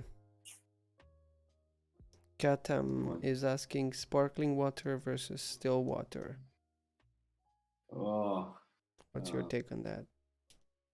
yeah, it really depends on how I feel. But if I had like sparkling water on one hand and still on the other, I'll probably take sparkling. Yeah, same. I mean, I actually have. Over here, I have a little bit, but I don't think it's Yeah. even sparkling anymore because I kind of switched them a little bit. But again, that thing from Sam with try not to be binary. So, like, if you Yeah. have two types of water, right, sparkling and normal, well, let's try to be like in the middle. So you would maybe Yeah. drink a little bit of sparkling, a little bit of. So we try to Yeah. mix it up. At home, I only have still water because I don't buy water. I just have a filter. I have a Yeah, water same. filter. But at work, they buy water. So I have sparkling water. So then I'll choose that. Yeah, Why not? you can choose at It's a work nice mix. sparkling and home just normal. Yeah. Yeah, Yeah. Exactly. It's a yeah, good mix. yeah. It's always a good mix. And with water, I think one of the things is filtering it. It's actually a lot cheaper. Like, this is one of the things that you brought in the house that I just didn't care for, right? Because I was under the impression that yeah, it's Denmark and the tap water is just better. But like when you actually experience before and after tap water, it's such a massive difference. Yeah. And then when you do the research and you look into it, it's just so much better. And the price is like nothing. It's so cheap to change It's one of those very cheap. filters. Yeah. Yeah, I don't know. Obviously, we didn't buy like a, like into the actual wall type of filter, like one of these super complicated, like two Yeah, thousand yeah, yeah. dollar filters. Yeah. I would think that those actually really filter the water down for you. Yeah. I don't know necessarily how efficient the filters that we bought are, but the difference in taste is astonishing. Yeah. Like you And can clearly tell. but the Um, point is you just because you can look you can buy some of those tests that you can see how much the bad right. stuff is in the Yeah, water, and then you just there are plenty of YouTube videos that they just buy all the local waters, and then they yeah. they test the pH level. Actually, I think it's the acidity. I'm not sure That's what that is. yeah. It and is. and It you is. want That's the also one. lowest. Yeah. Yeah, so that's how you can just test your own if your filter works before and after someone wants to get more scientific about it. Yeah, and also one thing I also noticed when I was in Romania, when you buy water from the store, read the pH level on the back. Because in Romania, there's like a million water brands, like a million brands for anything. So I thought that the best water brands would have the best pH level, which is I think is I I don't. can't remember if it's higher or lower. It's good. I can't remember. But I think if it's lower, it's better. But I might be completely wrong. I Yeah, I just don't. I I can't don't remember. remember either. So let's not talk Uh, about but it. but basically at the time I knew the number. I had an idea what's good and what's not. Yeah, And then I looked at the top three brands in the country, and they were all horrible. Like it was so really. bad. Yeah, and the cheaper ones were actually much better. But another thing is, where do you live? Like the country where you live is important because it's gonna determine the quality of your tap water, for example. So Denmark is, as far as I know, much better than the States, for example. Like the States are renowned for not having good tap water, and you're not really supposed to drink water from the tap. While in Denmark, they actually encourage you to drink tap water, because tap water in Denmark doesn't have all the fluoride and all the weird stuff they put in it, or at least not that much. What it does have is, I think, is calcar, or how do you say it? It's I like that guess. that that white substance that basically sticks to your pots and pans and glasses and whatnot, whatever you have. And Yeah. Well, it's just not. that still happened in Denmark. If you remember, we didn't have the water filter for a while, and then we noticed on the bottom of the kettle, we noticed Yeah, that it actually has a little bit of deposits or whatever it's called. yeah, yeah, exactly. But you know what's funny? Since I moved here, I because it might be also important to mention this to the people that are listening. Where we used to live, it was a very old building. It was like a 60-year-old building, so the pipes were all completely. Right. They needed to change all the pipes in the entire building. So like the biggest buildings in Denmark. Maybe not the biggest in the country, but anyway, it was very bad. When I moved here, this building was finished like 3 months ago, so it's brand new, and we didn't have the filters for like a week or so. We ran out of filters, and I can tell you that I could barely see any deposits on the thing, and at the shower, same thing. The Oh shower yeah, was in not the a big shower issue. you can tell a lot. Such a big issue because you cannot really filter the shower. I mean, you could put You something in the can. shower head, Yeah. but it's not really effective from what I understand. I had some friends that had it. It wasn't effective. So you need to buy one of those very expensive ones and plug them in the wall somehow. Um, See, that's the other thing with water. It's also like shower water, and you're like whatever you wash in. That's also a thing, right? If But is you that could have like tied with health? Because it is. the quality of the water you go into your that goes into your washing machine. I mean, No, but I mean, if you take a shower and the quality of the water isn't good, then you can have skin conditions. I know it from experience myself, and I know from one of the two guys I live with as well. So when we change from the old apartment to here, first of all, you can feel that it's different, and then you can tell on your skin after you take the shower. interesting. I mean, I So- haven't. You see, now I'm also, again, always you can learn a new way to just improve, do a little bit of progress. So maybe I'll also be looking into checking out the shower and see what's up with that. Or actually my water installation, because I don't know here. I didn't care too much. I just bought a water filter, and yeah, that's because my parents were just buying water from the shop, and then I did the math, and I was like, we can save so much money by just buying a filter, change it every month. Yeah. So yeah. Well, now we have more topics for water tomorrow as well. The water video. Yeah. Um, Yeah, but I'll definitely talk about, I mean, in the video, that it's a good idea to talk about, a water filter and how cheap it is, and, just anyone can buy it. It doesn't have to be like crazy fancy, because, if you're 80% there, it doesn't matter to be 100% there, because to get 100%, it's probably, as you said, you have to install a $2,000 water installation filtration system that, for what? It's just not worth it. Not worth it. No. Too much. Probably not for most people. I'm sure there's some people that's worth for, but not for most people. I wouldn't say so. No, because they would install it anyway. I mean, imagine you're rich and you build your house, and then you just want the best. So you won't even know that your house has water filtration like everywhere, because it wouldn't matter. So what about sleep? Because I remember you were very resistant to waking up earlier, for example. There was a time that you didn't see a point, you know. So I'm curious what changed. Why from the perspective of there's no point of waking up earlier to now you wake up, because I know you wake up early now and you've been consistent.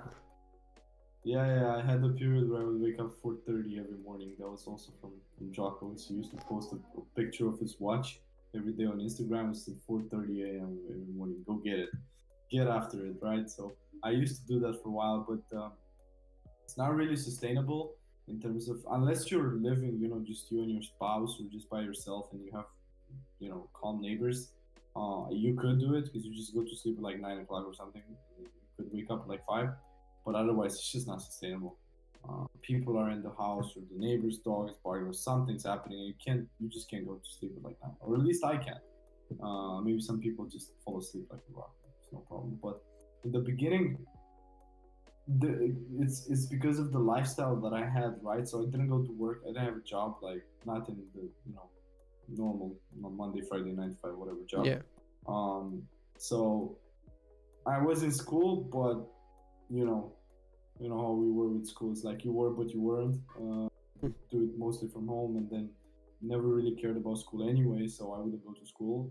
So I could basically wake up whenever I wanted, and I just didn't see the point. I think you were waking up like 5 or 6 Yeah, when I you had wanted. that. That's why I was just asking. Maybe you would want to join, and your opinion was why? Why? There's no Yeah, benefit. I don't get it. And that's what I'm curious. Like, what made you change yeah. your opinion? So I didn't see any point because I thought if I wake up at 5, what's the difference than waking up at 9? I still have the same amount of hours, and I still sleep the same amount of hours. What changed was then I realized that first of all, if you don't try it, you don't know. Like you Yeah, have to try it. exactly. Otherwise, no matter how logical it seems, Yeah, just do it. Do it and do it for 30 days at least. Otherwise, it doesn't count because it takes about 30 yeah, days to build a new habit. Um, so I tried it. I was like, you know what? Let me try it. And then while I was trying it, I realized that actually I'm a morning person. I'm most productive from, you know, 8 in the morning until like 2, 3 p.m. That's my top productivity. That's when I get shit done. yeah, And then I realized also that at night, after about 8 p.m., I don't really do much because I'm tired for the day. I did everything. I took all the decisions. So I just either watch something or play some games. Like I don't do anything useful. So right. then I thought, what if I go to sleep earlier? I cut some of that useless time, and instead I build a morning routine and I add productivity because I like mornings anyway. Even when I used to wake up like 9 or 10, I still was better in the morning. So then I tried that, and the first few days are shit. Like let's be honest, they're absolute Yeah, complete the nightmare. switch, your Um, body is like rejecting all the change Completely, all the time. Yeah, that's why, as completely. you said, you have to stick a little bit so that your body can adapt. That's the Yeah. point of sticking to it and go through the pain. Yeah, and I'm a bit like I'm tough with myself sometimes. So then I said, first few days, one day I did wake up, the other day, 2 days I didn't, and then I didn't, and then I was like, fuck this, I gotta do something about it. Then I also decided to take cold showers to go along with it. Mm, And if you tried cold showers before, it's not the most pleasant thing. And combining literally two new habits at the same time is just complete overkill yeah, basically. I would never recommend you do it. It's yeah, very tough. But for me, it kind of flipped me and then it kind of turned me against myself. It's like, I want to prove to myself that not only I can wake up early, but I can also do that on top of it. And right. then after I got off the shower, it was like, okay, I wake up at 5 or whatever, 6 when I was waking up. And then I took the cold shower and then I'm like, what am I going to do with the day? It's so early. Like, no, everyone's asleep. It's so early. I don't need to work on a job. I don't need to do all this stuff. So Yeah, then I figured let's build a morning routine, and then I got into productivity and how to be more productive, and then eventually I kind of built this morning routine. So, but you have to be open minded. I was just like I gotta try it. yeah, I gotta try it and see what happens, and then if it's good, it's good. If not, then I go back. But I gotta try it for 30 days, no less. Stick to it and see what happens. And since then, I don't think I've ever woken up after I can't remember. That was like 2 years ago, maybe. And since then, I haven't woken up after 11. Only once or twice I woke up at 11 because I had like one of those crazy nights. And the yeah, rest, it's all before 7, yeah. before 8, Before, yeah, mostly 5 and 6. yeah. Mostly I 5 and mean, 6. it's good that Crazy. it worked for you. So basically, the way you did it was just to try, just to be open to Yeah. try. Yeah, but it really depends on the person. I have very strong willpower. I can literally will myself to do pretty much anything. Like I'd be literally standing in front of a cold shower at 5 a.m. thinking, yesterday I woke up at 10. I had a nice hot bath and a nice meal, and now I'm at 5 a.m. doing this. Am I freaking crazy? And I just walk in. I was like, let's see if I can do it. Yeah. I And mean, I keep doing it. that's the Keep doing thing. it. Of course you can. It's just it's not lava. It's just a cold water. It's just very uncomfortable, right? I mean, Yeah. it's cold water. Um, I think that's the actual point. There's also Yeah. health benefits to, but the main point I think is to get comfortable with being uncomfortable, and that's such an Exactly. easy thing that anyone can do. And like nobody sees you. It's not like you worry about socializing and you go out to socialize to be uncomfortable. It's like you just Yeah. do it in your shower. Nobody sees, nobody knows, and you can do it every day, actually all the time. Yeah. I also tried that, but not for too long, because Mhm. yeah, I just wasn't for me in the sense of just the way I see it. Like the shower for me is such a relaxed thing. So it's one of the ways to relax. So if I kind of Mhm. take that away, then, well, what am I gonna relax playing games then?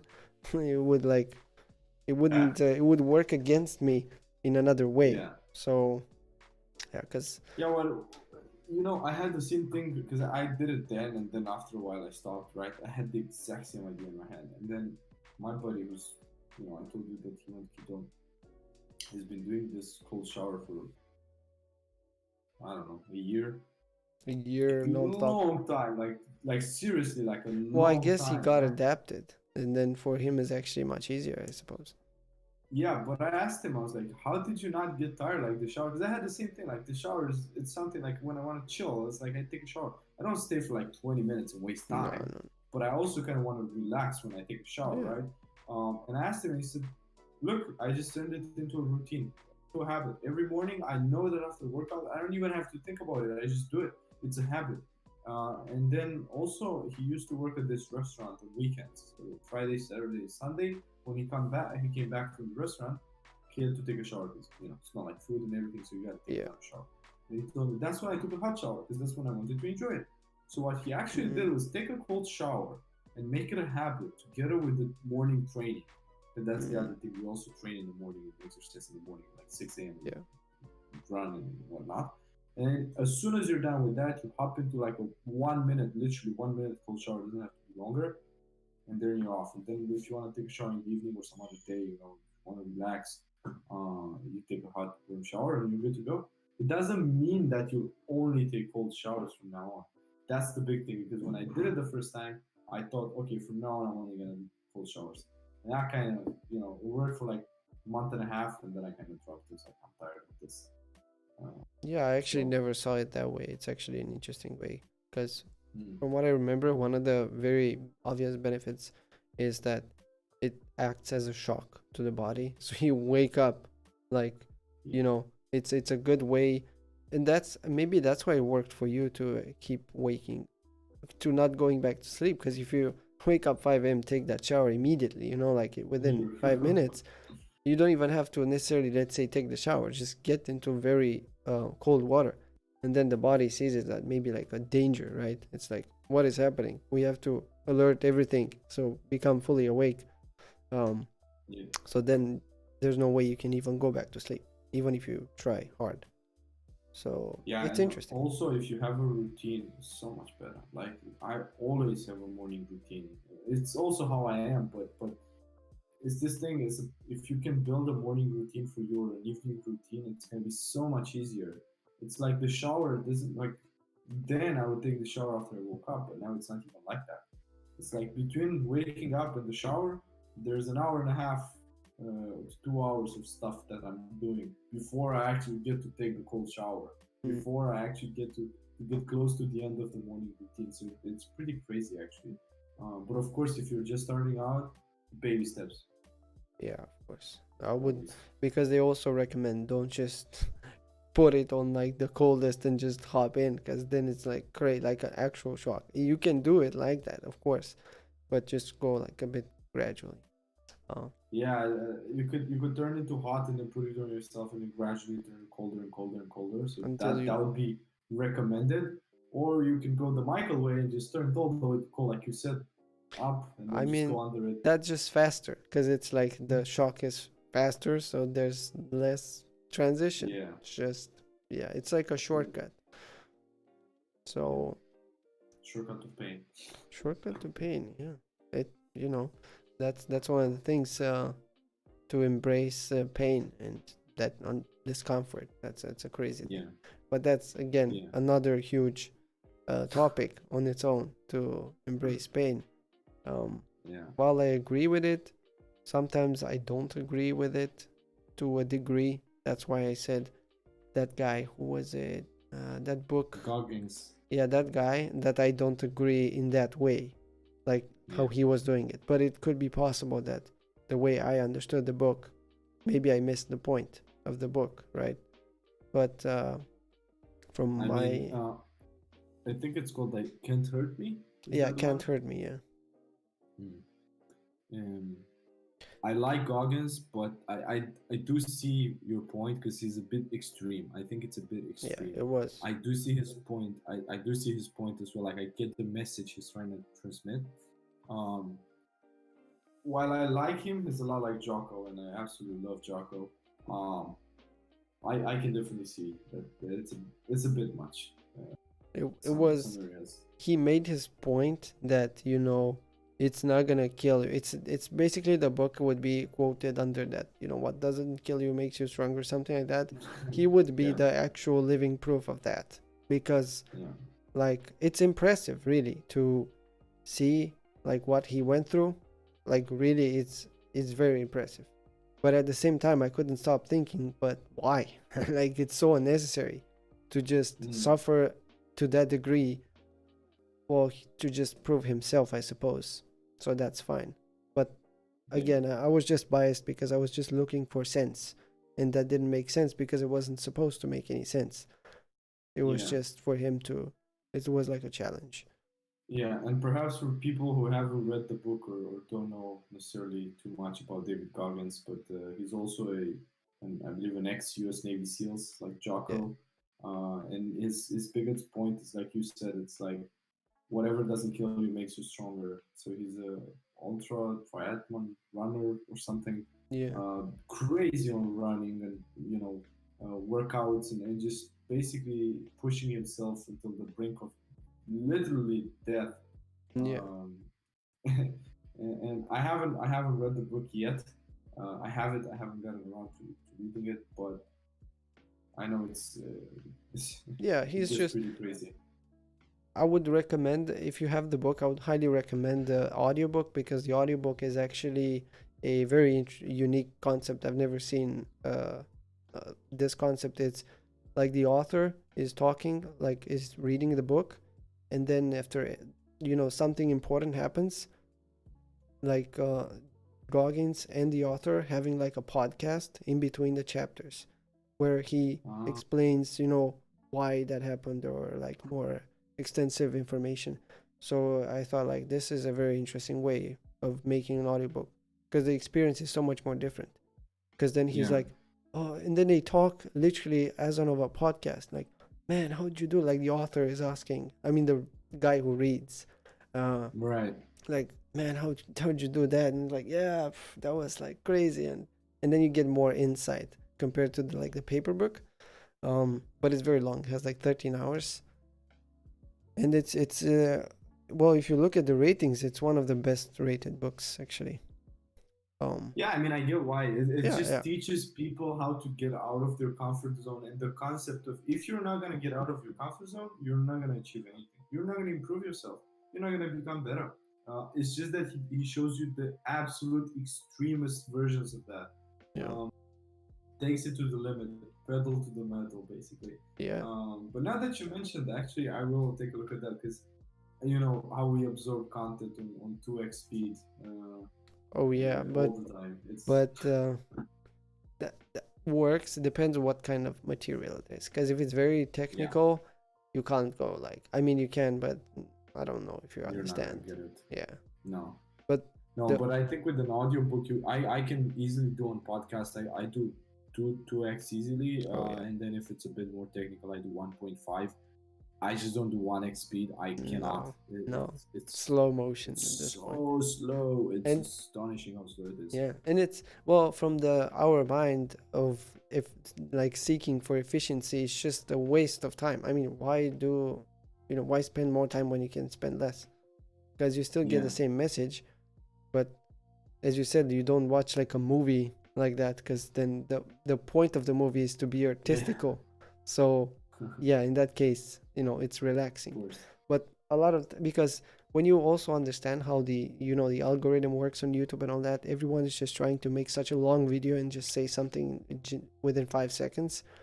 So that's why I like to go as fast as I can, that I understand words, because I don't need to actually understand the sentences, just the keywords. And when he says something about that what I'm actually looking for, then I just slow it down, and then bam, I found like the place where the value is in the video. Because most of the time the value is just like hidden somewhere. You don't know exactly when it's gonna happen. So I think I linked to that Chrome plugin. I just use it. I just press 3x 3.5. I can understand words, and then as soon as he says the word that I'm like looking for, then I just slow it down, and then bam, I found it, and then I hop out. So instead of watching a 10-minute video, maybe I spend like 3 minutes or something or less to find out what I was looking for. Yeah, it's I just think more that's efficient. one of the most efficient ways you could possibly do it. Yeah. And also doing it like when I listen to a podcast, I don't just sit down in front of my laptop and I'm gonna listen to a podcast. Like that would be, to me, in my view, it would be absurd. Like if I'm listening to a podcast and let's say I'm doing stuff around the house, like the washing machine is running while I'm cooking something, while the podcast is playing, while 3 other things are in the background. I'm just trying to cramp everything and get everything done in like an hour or two, and then get back to work. So the efficiency, it's just being efficient to so many levels, and also it's just your life's gonna be so much better. Yeah, of course, you just So save time. because it's all about time, but you know, you have to experience some things to actually understand the value of time. Of course. Because you know, it's like water. People take it for granted, but when you don't have time, so like people who have, you know, they're in a relationship and then they have kids, and then they're like, well, I guess no more time for me. It's gone like forever, and that's like kind of sad. So that's when you learn. Well, we learned earlier throughout other circumstances, but you know, people learn, usually they learn the value of time when they don't, which is usually when they have a kid. That's when you pretty much lose a lot of time, because you lose a lot of sleep and others. Well, yeah, it's like anything, right? The value before you get it is sky high, and then when you have it is low, and then after you lose it, it's like double the initial value. That's when you really realize it. And also with times like most people think that money is what they need, and when in fact it's like money you can always get, but time, man, you'll never get it back. Yeah, everyone has 24 hours, like me, you, your mom, Elon Musk, everyone has 24 hours. So you know, it's just, it all comes down to what you're doing. What you do with it. With those 24 hours, from which you know, about 8 you should be spending in bed sleeping. There was the thing with like waking up early, but one thing that we also didn't touch about is how long you should be in bed. And I would say about 8 hours, 7.5 to 8 hours is good. I tried 6, I tried 5, I tried 6.5. It didn't work. I can see why some people do it, but for me it just doesn't work. 7.5 to 8 is my sweet spot, for example, and I would recommend it to most people. But it also is how much deep sleep do you get? Because you can stay in bed for like 12 hours. If you get like 20 minutes of deep sleep, it's equal to nothing. Good luck. So quality as well. Yeah, exactly. And also sleep, it's you can optimize it from so many angles. It's so many, and some of them you cannot. For example, I mean, so at the moment, regarding the temperature, I can either make it way too cold or just way too hot. In my situation right now, in my environment. Why? Like, because I don't have like an AC in my room, I have in another room. So if I leave the window open, then it's just gonna be way too cold. But if I close it, then it's just gonna be, you know, like right now, like 23, 24. So you know, I have the exact same thing. Like I actually have a so in this place, I don't, ACs in Denmark, they don't exist. People like this country doesn't know what an AC is, if anyone's wondering. So that's out, that option. And then the sun is right in my window, because this time of the year, yes, we have sun for like an hour a day. I was wondering, what's that? The most annoying is because it's in the morning when you try to wake up, like those kind of hours, and it's so tough because it gets so hot in the room, completely ruins your sleep. and I can't leave the window open. Same reasons. It just gets way colder than in Romania, and also there's a construction site outside, so there's no way I can do that. Yeah, the Um, dust and whatnot. so it's kind of like a bit limited. Yeah, Not much I can do about it. yeah. So, But but I would get a ventilator or something, and then I think that would be trying hard for the 20% left, because the yeah. 80% is just the duration and the, when you wake up. Because then this is one of the things that it's hard to grasp, is that the body is just gonna get used to it, and it has the, Mm. the biological clock, and then it just starts the process of preparing for sleep and then preparing for waking up, just based on your schedule. So Yeah. if you can just like torture yourself to just wake up at the same time and go to sleep at the same time, then it's just gonna be natural. Then it will be hard to not do it, actually, because you're gonna be so sleepy. There's no way you can just stay awake. So That, it becomes easier once you cross that point of adaptation, I would say. yeah, that's the other huge thing when I noticed when I started creating this kind of routine of when to go to sleep and wake up. It was always the same hours. So I would always get tired like half an hour before I need to go to bed. I start getting tired. Like my body's already shutting down. It's like, all right, let's wrap it up for the day. Yeah. And then I would like after a while I would always wake up before the alarm clock. All the freaking time. Yeah. I would wake up and I would look at the clock. It's like shit, I got 15 more minutes and I'm awake uh, every single time. Yeah. And one thing that I do recommend to people is to not use an actual alarm on their phone that just rings in their house or an actual alarm clock.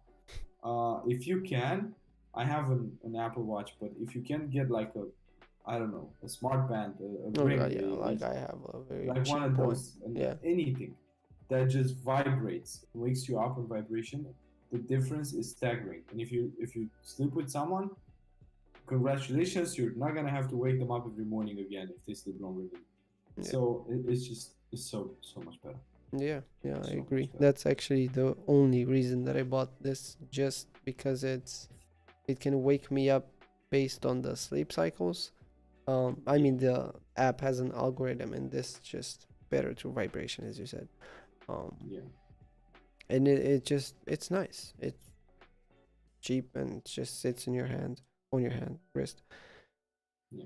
Yeah, I recommend these to anyone, but that's why I even bought this one, because it's so shit that it has barely any options. So it's not like it's one more distraction in your life, Because if Yeah. you buy a shiny new toy, then you want to play with it, because otherwise you feel like, why did I spend so much money for like a small feature out of the 100?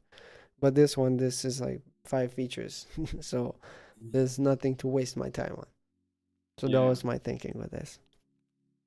Yeah. No, it's good. I have Apple products, so it's like yeah. Yeah, well, for you it makes sense because you already know it's not gonna distract you anyway. I mean, you Yeah, just that's the put thing. that I on have D&D. I one other tip, quality of lifetime. Turn off all the notifications. Oh yeah, Turn off and put the phone in silent mode. Like seriously, if your phone's ringing and it's just buzzing notifications, man, no. you're not gonna get anything done. Especially maybe you can allow yourself after like 12 or something, but until 12, just D&D mode, PC, Yeah, phone, laptop. yeah, It, it yeah. it's a And crucial thing. yeah, and especially before you go to sleep, like 1 hour prior to sleep, like don't touch the phone, don't touch the screen, don't touch anything. And when you wake up, I don't touch my phone for like 2.5 hours. Yeah, I there's no don't care. The reason. world can be burning down. Anything can wait. I don't care. There's no I just don't reason. touch it. Yeah, No, absolutely no reason. Phone's internet is off. I don't get any notifications of this. This is for sleep and health only. When I'm working, if I'm sending out the contract or I'm doing something, then I do get a notification on this, but I choose to get it 'cause it's for work, yeah, right? yeah, But if you text me on WhatsApp or some bullshit, then no, I yeah, will reply whenever I pick up the phone and look at it. That's when I kind of okay. I choose to reply or not, but most of the time, take the phone, throw it on the bed, silent mode. I don't care. I'm working or not touching it. Not yeah, being distracting.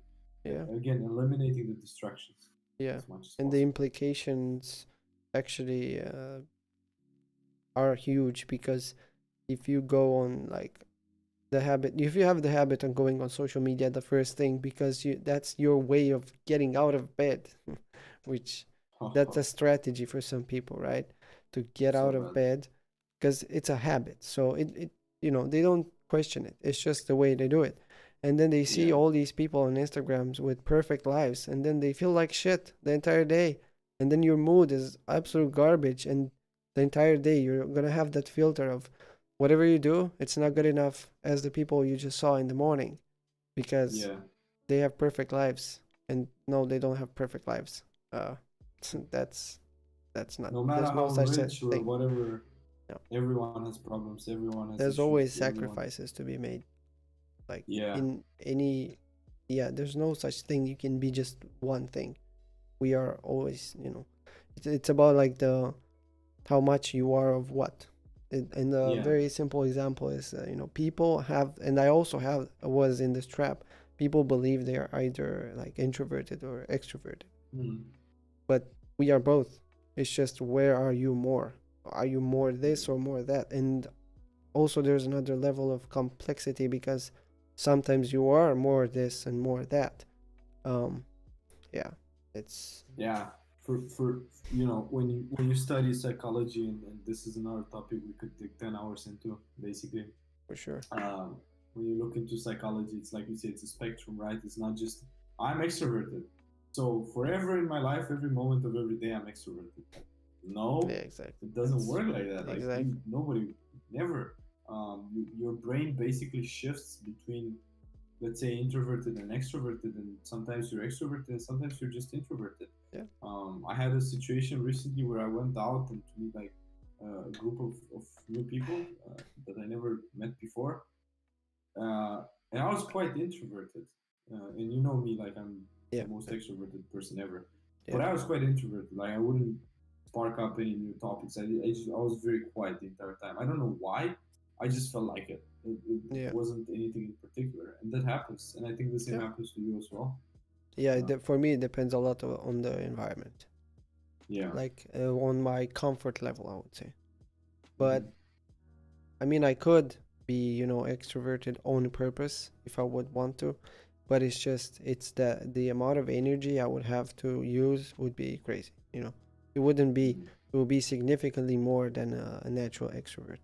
For them, it's Yeah. something like, they don't think about it. But for an introvert, it would be, I would say, just focus a lot on it. So it just takes so much energy to do it like that. So yeah. But Yeah. it sometimes it happens that it's just like I'm in a mood of just actually, it happens very rare, but I'm in the mood of just I just want to talk to people, right? Which is very Hmm. unusual for me. Same as for you, it's sometimes unusual to just be around people and say nothing or be very quiet. Yeah. It just happens sometimes. But Yeah. that's the thing. Exactly. The thing is, it's like if I'm with people, natural extrovert, so everything's fine. But I also feel the need to be introverted and to like just shut the door and like nobody touch me, nobody bother me. I want to do my own stuff, Yeah. so leave me alone. But it's very rare that I actually get into like just a group of people, and I actually am introverted with a group of people on purpose.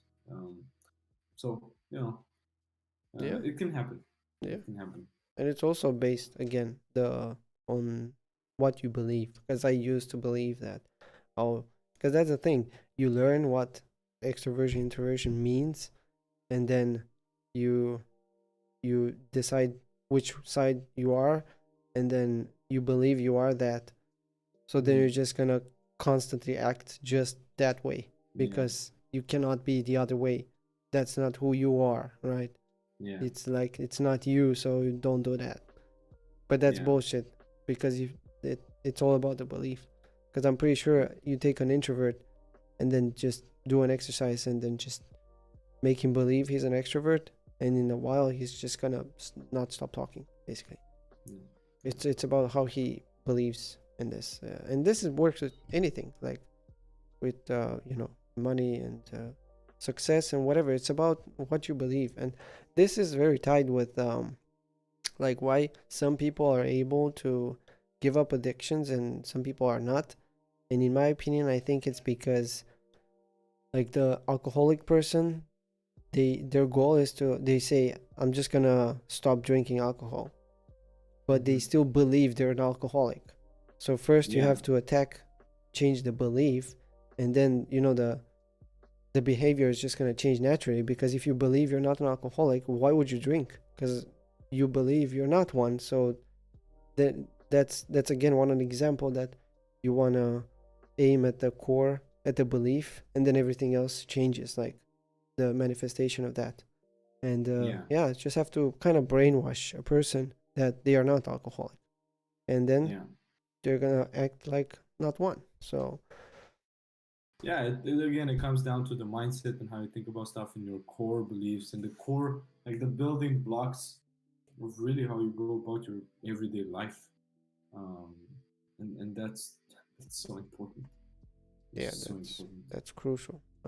But this is the hardest huge part, because changing your beliefs is tied to how do you do that? Because that's the thing. How do you change your beliefs? And you change your beliefs through repetition of thoughts.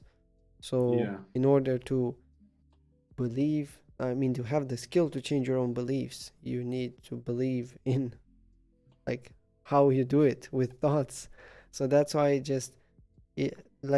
I believe myself that if you change this one belief with the one that says I believe that thoughts can change your reality, and then just literally your life just changes. And I know how it sounds. Always your life is going to change, yes, but it literally, you cannot be the same person. It's impossible to be the same person. There's no way. There's no way. Think about if you're if you're religious and then you're not anymore, and then you have that shift, or if you aren't and then you become, and you have that, because that's a big shift in how you think and how you see things. Just imagine that, and when you go through that, I went through that. You probably went through that at some point. And it's a completely different person comes out. Completely different. Yeah, and think about you 5 or 7 years ago. Let's just say 5 to 10 years ago. It's not like what. You might have the same name, but nothing else is the same. Yeah, hell, look, if someone if someone knew you like a year ago and then you haven't spoken for a year, hell, they might not even know you. Yeah. Like you might be completely different. Just because they knew you a year ago doesn't mean that they know you now. Yeah. That's the thing. If you evolve and you grow, you might not be the same person for the better or worse. Yeah, true. But that's the thing. Really learned this from Sam. I don't know where he learned it from. I'm still looking, because I haven't found exactly where he learned it from. I did find a lot of other books that he learned from, but this one is very interesting with the beliefs. Yeah. And how they are the core. Yeah, he also starts to think everything he does is on the foundation of your beliefs. Yeah. Everything he does is, starts up on top of this foundation. Which is also how I like to see it. It just works. It's very useful. It's a very pragmatic approach. To making changes. And I think it's also logical. Like if you want to build a car, you're not gonna start assembling the steering wheel first. You need a base. You need stuff to put, to build the car on the base level. You're not gonna start with the steering wheel and then you have a car. It's just not gonna work. Yeah. And I think it's in a similar manner. Everything else, how you think, how you do stuff. Yeah, but a lot of people focus too much on what can I do fast to get results very fast. Hence why the word diet exists. Its existence is just completely against this. Just attack the core belief, and then that changes. It's also this instant gratification thing that's become a part of the 21st century and technology in 2010s and 2020 now, 2021 now. It's, take your phone, take a picture, post it on Instagram, instant gratification, likes. Same thing. Go on a diet, lose. If you go on keto the first week, you're gonna lose, I don't know, half a kilo to a kilo maybe, which is water weight, instant gratification, and then you stop losing weight for a while and you think it ain't working. When in fact it is. You're just getting adapted to it. Your Yeah. body's getting adapted to it, and you're gonna lose so much more weight. But it's this delayed gratification that you gotta get into. It's the same thing with people getting rich. I think you also mentioned it in one of your previous podcasts where it's like you want to get rich now. You want to do it quickly. What's the quickest way to get rich? Man, it doesn't work that way.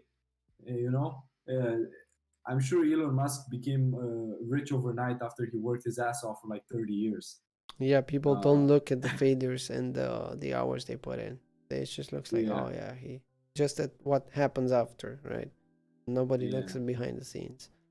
Oh, Nobody knows what's going on. Like even now, you doing this, nobody has any clue what you've had to do to get this thing. It looks so simple, right?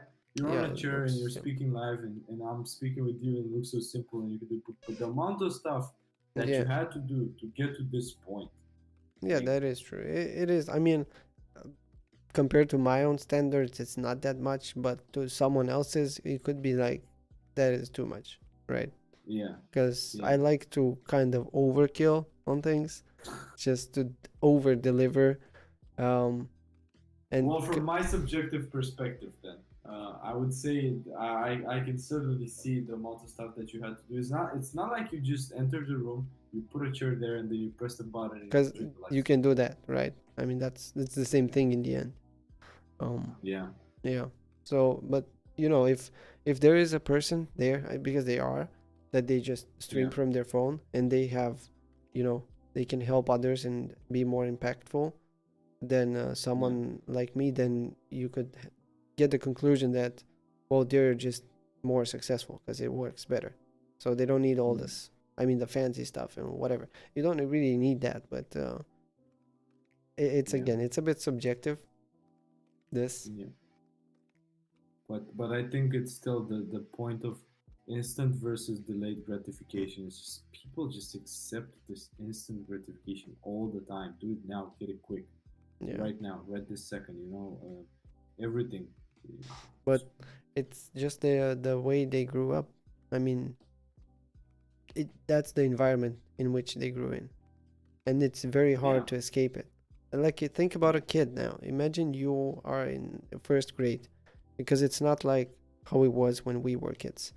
Now everyone has phones and tablets. So if you don't, let's say you are disciplined for some reason, and then you don't use tablets, and then you're gonna be the loner, and nobody's gonna talk to you because you don't have a phone, or maybe you don't even know how to use one. So then basically society is made in such a way, such as if you are not like them, then you're on your own, and yeah, then you're yeah. And the imagine being a kid in school and not being part of the group in like middle school. They're gonna bully the fuck out of you.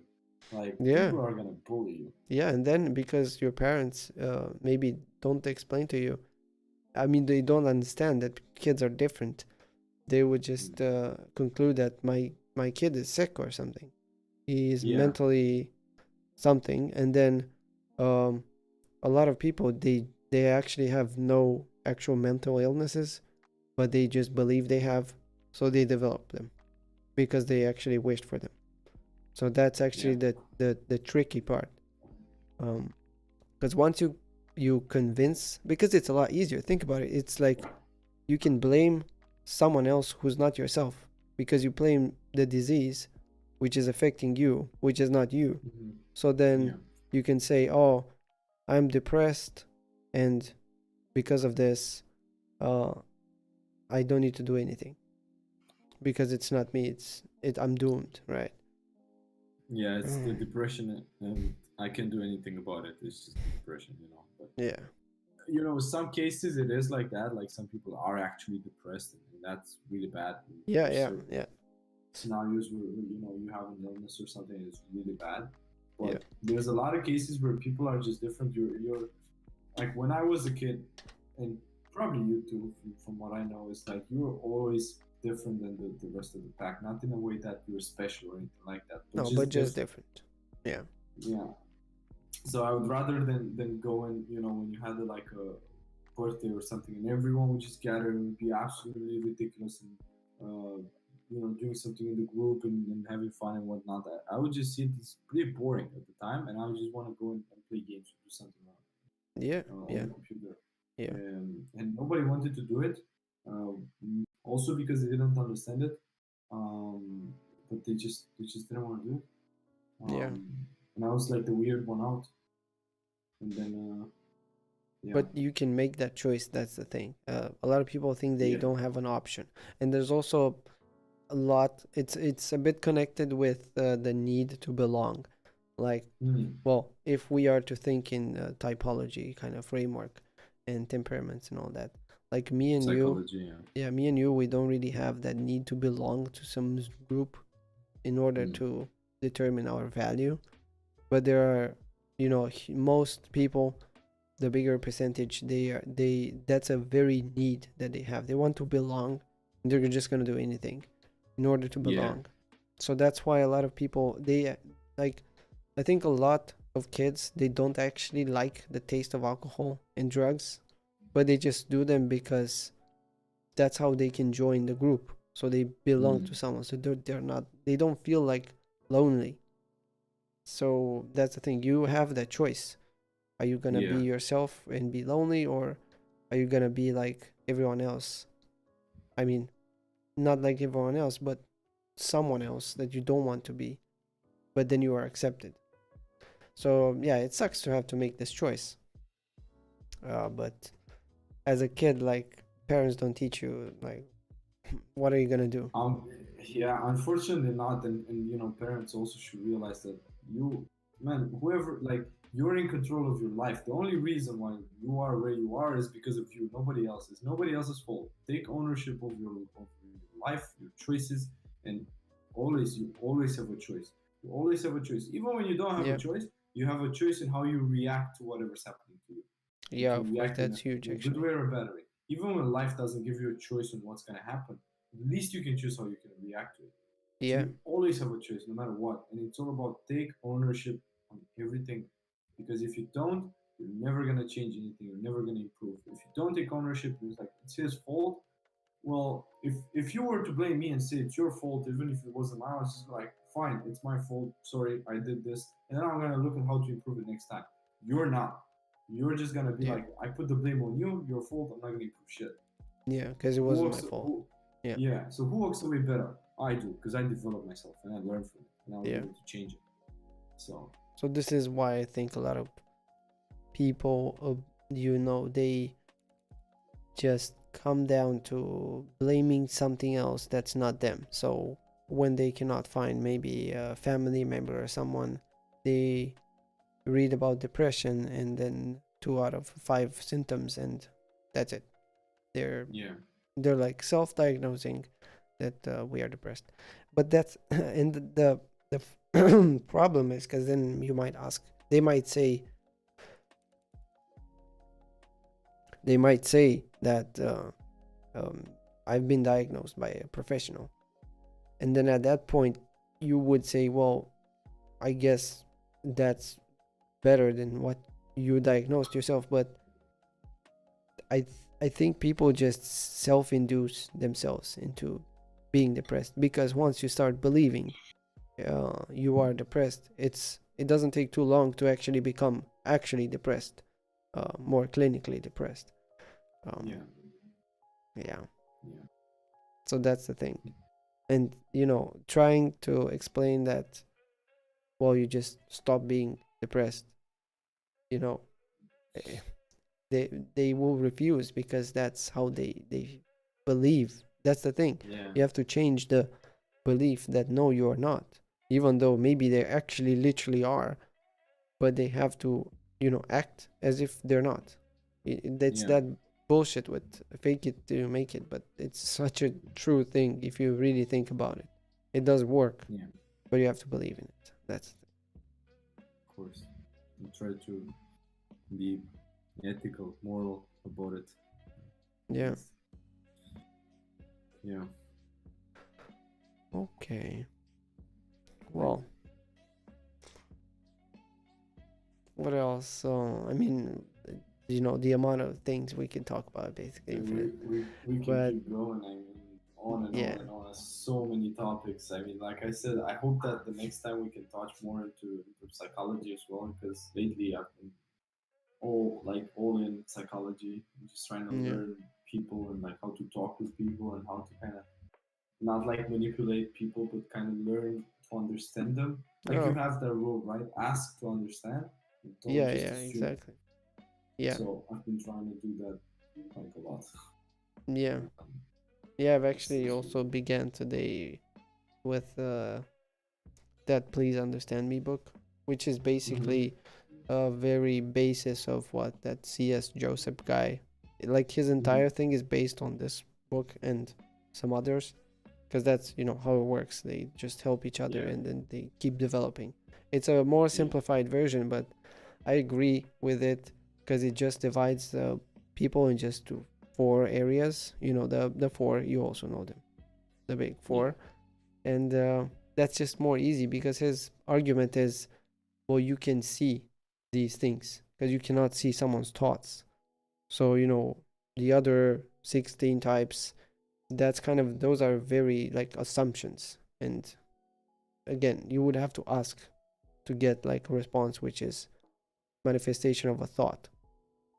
Yeah. So it's just a lot simpler to just use four types, understand those four, and then you're like 80% there, pretty much.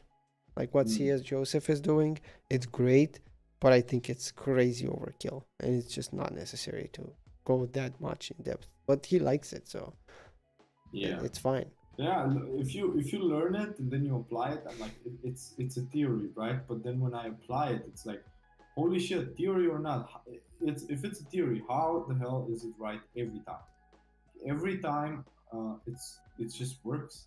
Once you know someone's type and how they are, you can literally like talk with them in a way that they'll understand every single thing you say. Yeah. And it's gonna take your relationship with them to a whole nother level.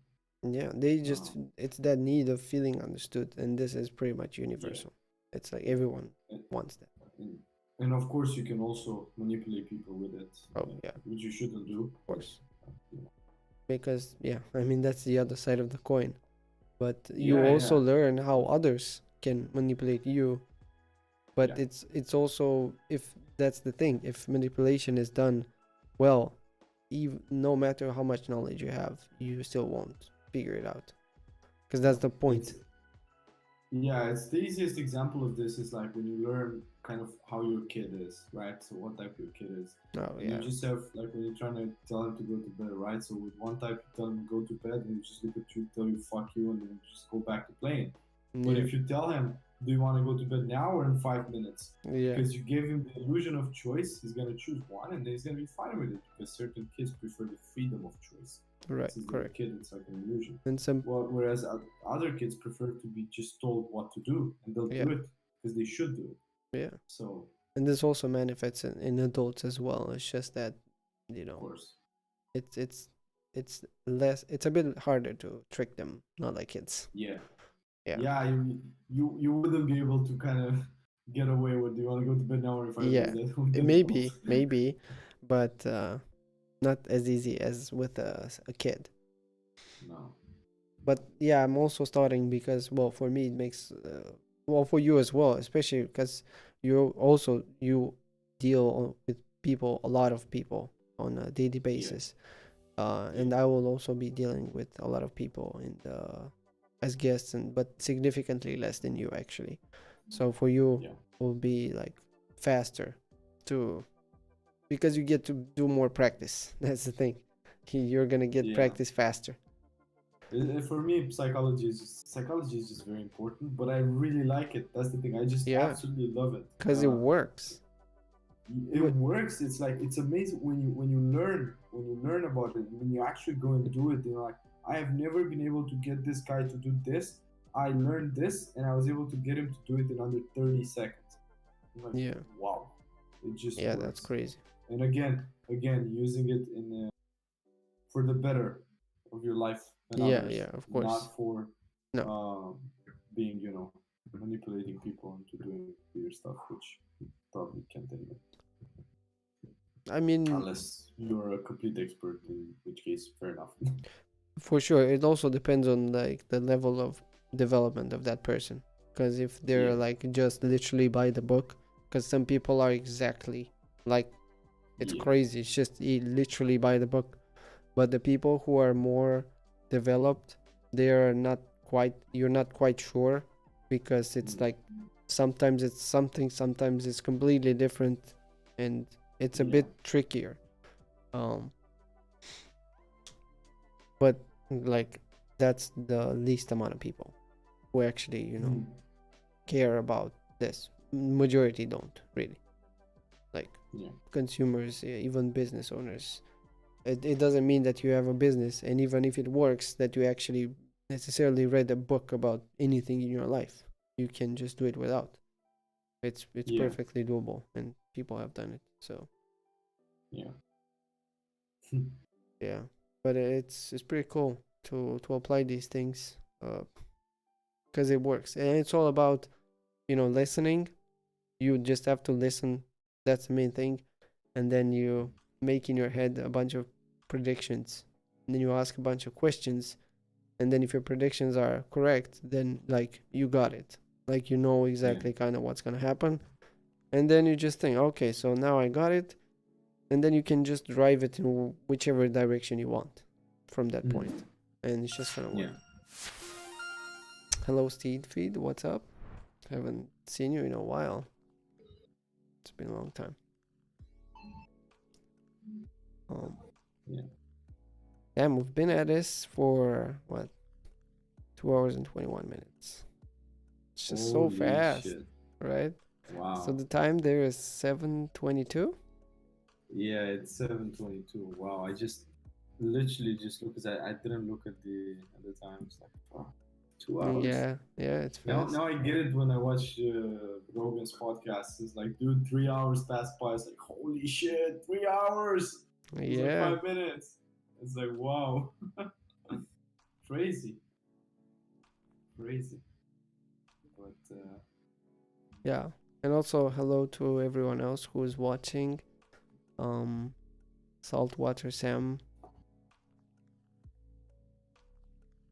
And I don't think you can see the chat, Michael. Let me I, put it I, here. I can't actually. I Oh, don't know what's happening. you Chat. can see it Hey now. guys. You can see it now. Yeah, now I can. Let me Now I put can it see here. it. Actually, I don't know why I didn't do this in the beginning. Wait, like this. Yeah, now I can see it. Okay, so we have their Steed feed. It's been a while. Nice to see you stream again. Yeah. And this time I will be well consistent with it, and it's on a completely different topic entirely. So yeah, we both of us are actually doing great, uh, and we hope to what we discussed to just like spark just a tiny bit of new idea in your mind so that you go yourself and just to do whatever tiny change or something, right? We're not just saying you have to do what we do, or no, that's not the point. I would say would be just the point is to showcase that where we have been, and what worked for us, and then why. Because well, me and Michael, we have like this temperament that we are very pragmatic, and just seek to understand. And if something doesn't make sense, then it's like it's invalid. It doesn't matter, um, right? So I understand not everyone is like that. As we just talked to some kids, if you explain them like the reasons, they just don't understand, because that's not the point. They just want, so because it's like, oh, you should do this because of these 5 reasons, and he's like, what? Like, I still don't get it. What should I do?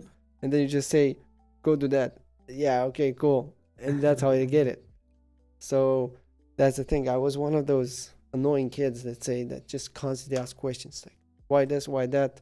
And I would just get that answer because I said so. Ah, jeez. Oh my god, I hated that. I hated that answer. If anybody told me because I said so, I do not take you seriously anymore. I do No. not. And that happened with my mom when I was like 4. Imagine that. Yeah. That But is. also, when they told, because I imagine you've also been told, and like me, when people tell you what to do, like when people try to tell me go do that, it's like get the fuck out of here. Like, what do you mean go do that? Like, you don't tell me what to do, right? Unless Yeah. you can, argue like why and Yeah. make it logical why I should do something Yeah. like that, then I would consider it. But Then I would take action. that works for us. That's the thing. Yeah. But our parents never, well, understood how we work. So it just, the strategy was just to say how it worked for them, Yeah. which wasn't the They same. So I think they got it late high school for me, or shortly after I left. They finally kind of got it. Like when you go to your parents and you tell them I'm leaving the country, I'm just going like I just yeah, turned like 19. I'm leaving in a month. Like, what? Like, yeah, that's so, the thing. That's one of the things that a lot of well, if you're 18, you're an adult theoretically. yeah, They have so much power. Like you don't have to. That's the thing with the choice. You don't have to stay home with your parents. Like right now, I am 27, and funny enough, talking about this, I am back with my parents, and this is not something to like be ashamed of or anything. It's just if I tell you the reason, you're gonna be like, that makes so much sense. That's brilliant. And I can tell you, me coming back home to live with my parents is very, very efficient, given their personality types and mine and what I'm trying to do. It's very, very efficient to my goal of just, I just need time, right? So that's the point. It's not that bullshit stigma with that, oh, some people think, oh, you live with your parents, you're like, you should be having kids. Like these social beliefs that you should do something based on whatever age you have, that is crazy delusion, right? Because that's how they make them believe that if you are a specific age, you must do certain things and not do certain things.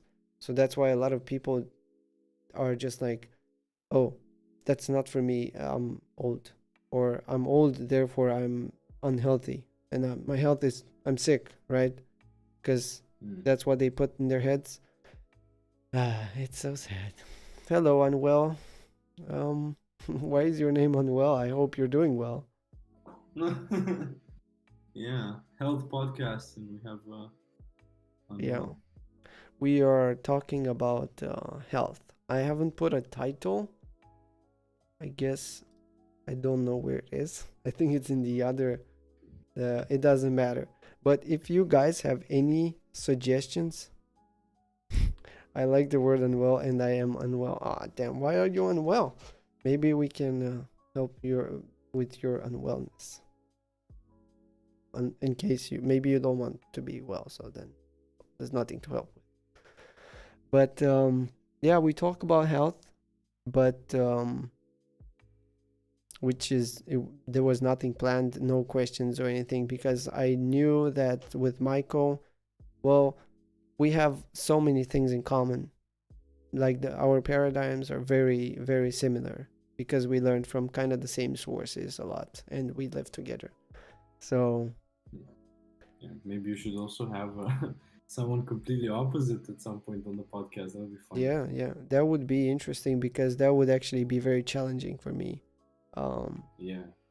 To especially to get my second, whereas the don't judge but seek to understand, because that's always, that's why I put it there, so that, well, everyone sees it and I see it, and it's just gonna get in your brain at some point.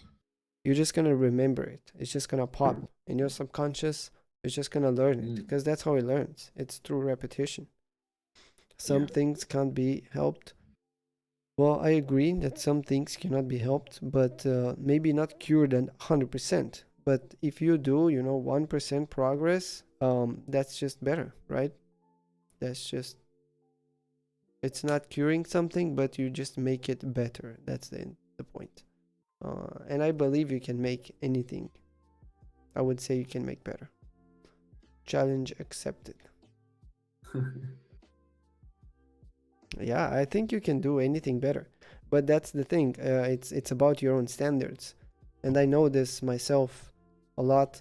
because like something that for me would feel like very mediocre for someone else could be like very crazy, right?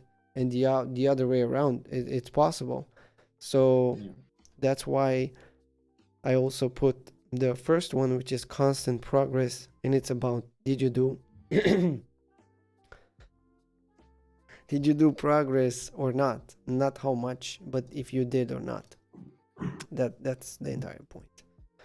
So I see where you're coming from, but a lot of what I'm struggling, it would be unfair to present. It would make people uncomfortable. Well,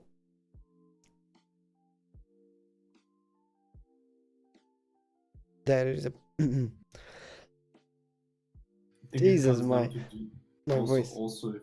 if you want to share or not, right? Yeah, I mean, well, he seems to be willing to sharing. It's just that he is caring for others because it would make them uncomfortable. I mean, we can change the topic. Probably we will be uh mm, more like half an hour maximum, because then it's like for me it's 9, and yeah, it should be done by 9, at least for now. Um but if it's, yeah, we'll see. um But we can talk about whatever, unless it's something that we just are not, like, let's say, qualified to talk about.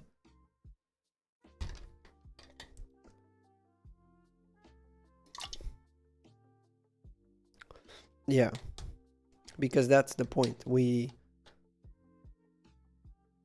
A lot of times, the environment. I mean, you being here in the stream, this is an environment. So it was your choice, maybe to be here, maybe by accident, but it's your choice to stay here or not. So and we are here trying to spread some awareness of why health is important, and our experience with it, because we are not special people. We are just like you and just like anyone. Yeah, we haven't done master's degrees and biochemistry and medicine and all that. It's just regular people, uh, like everyone else, I guess. Nothing special anyway.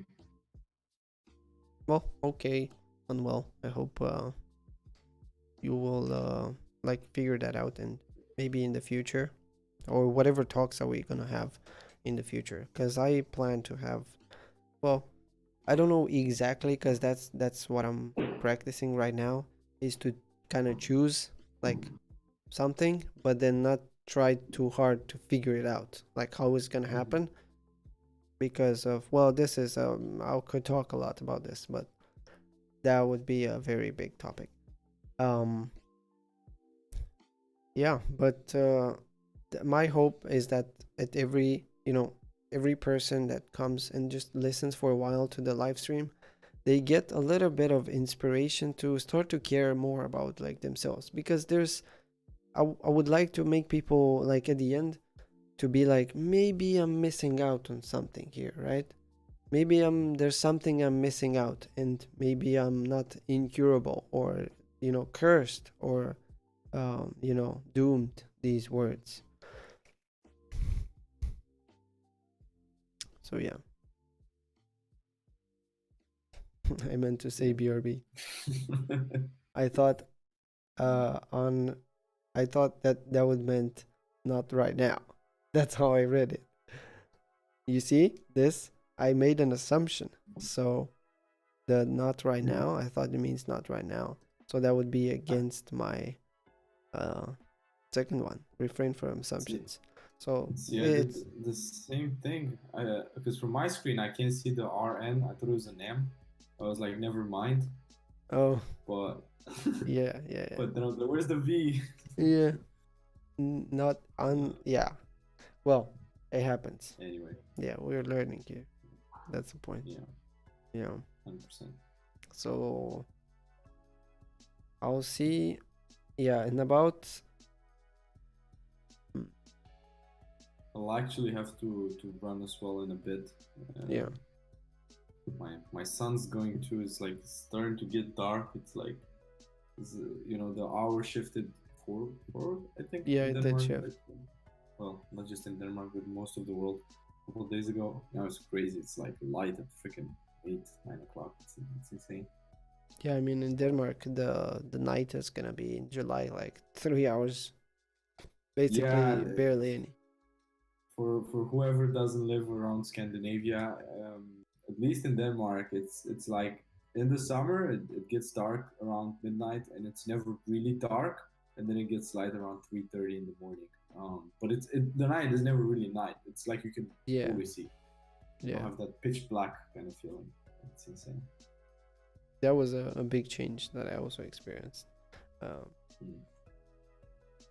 what made you two decide to do talks like this on Twitch?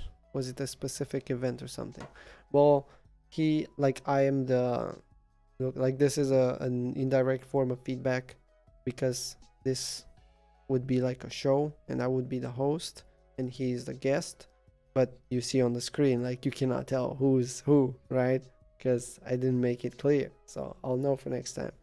But the point is, he is my first guest and we just talk about health. And in the future, I want to have, different people. I imagine there are going to be like, professionals, specialists, a bunch of people who are more known in the health niche and all that. And also a lot of what I want is a lot of people who have like something to like who have a story. Like they went from something to from point A to point B, and in the process they changed who they are and like why it worked, because that's how you get inspiration. Because you're gonna find yourself in that person's story, and then you're gonna see, well, I'm almost like the same circumstances. They did it. Maybe I can, right? So then maybe you can. Like Mr. K, I'm not sure who Mr. K is. Do you know, Michael? No clue. I thought it Oh, was Mr. Mr. K. 47. Wait. Is Mr. K the healthy GG? I think that's how they call him. Because I watched a bunch of his like episodes. Oh yeah, that's him. So, there's another huge. I mean, he's probably the biggest on Twitch. It's this guy that he talks with gamers about mental health. So he gets like just a very similar, uh, format, but Yeah. he actually has some psychology, stuff. So he actually did more stuff, and he's talking with popular streamers about mental health, and a lot of people are joining all that. So yeah, you could say it's similar, but it's not just mental health. And I'm pretty sure he doesn't just talk about mental health. I think he just has it as mental health, but he talks about many other things like sleep, like, the other components of health. But yes, it is similar. So if you enjoy his content, then I would say that you are gonna enjoy what I plan to have on this channel in the future. Yeah, exactly, correct. Just to care more about yourself and to find inspiration in someone else's story. Because a lot of the streamers on his show, you can just relate, and then you just understand that these people who are actually huge and famous, they're just people like you and me. So that's the thing, you learn that nobody's actually super special once you actually get to know them for more than 5 minutes behind the camera. So yeah, something like that. Not quite, but something like that.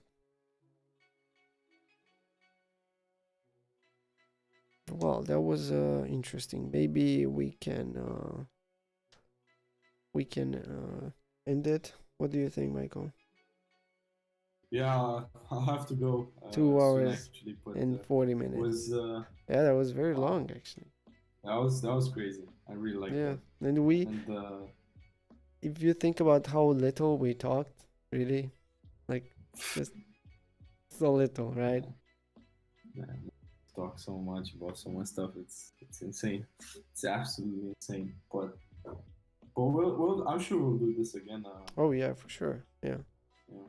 I auto actually, inviting myself here, as you can see, the yeah, extrovert in me. yeah. I actually Classic. watched the first podcast of Joe Rogan on Spotify because you have videos and you can just scroll all the way to the bottom, 2009, and you see the Yeah. video of it, and it's just like trash, let's say, just looks Wow. so unprofessional. It's just so right, and that's the thing. When you just look at the evolution, is crazy.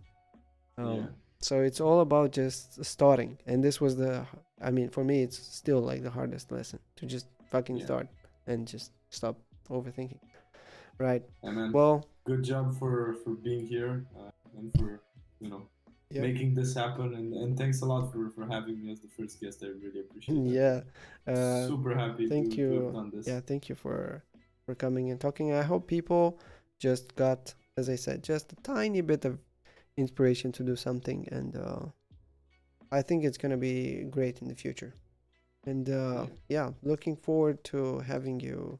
Well, maybe I think in 1 year would be a good idea. So then we can just look back and be like, man, that was so different a year ago. Crazy, right? Crazy. Awesome. Right. Cool. Well, then we can do it like Thanks, that. man. And I'll see you. Well, we always chat anyway Yeah. outside of the stream. So, well, thank you, and have Thank, a good one. thank you. Take care. Awesome. So now I will just change a little bit here.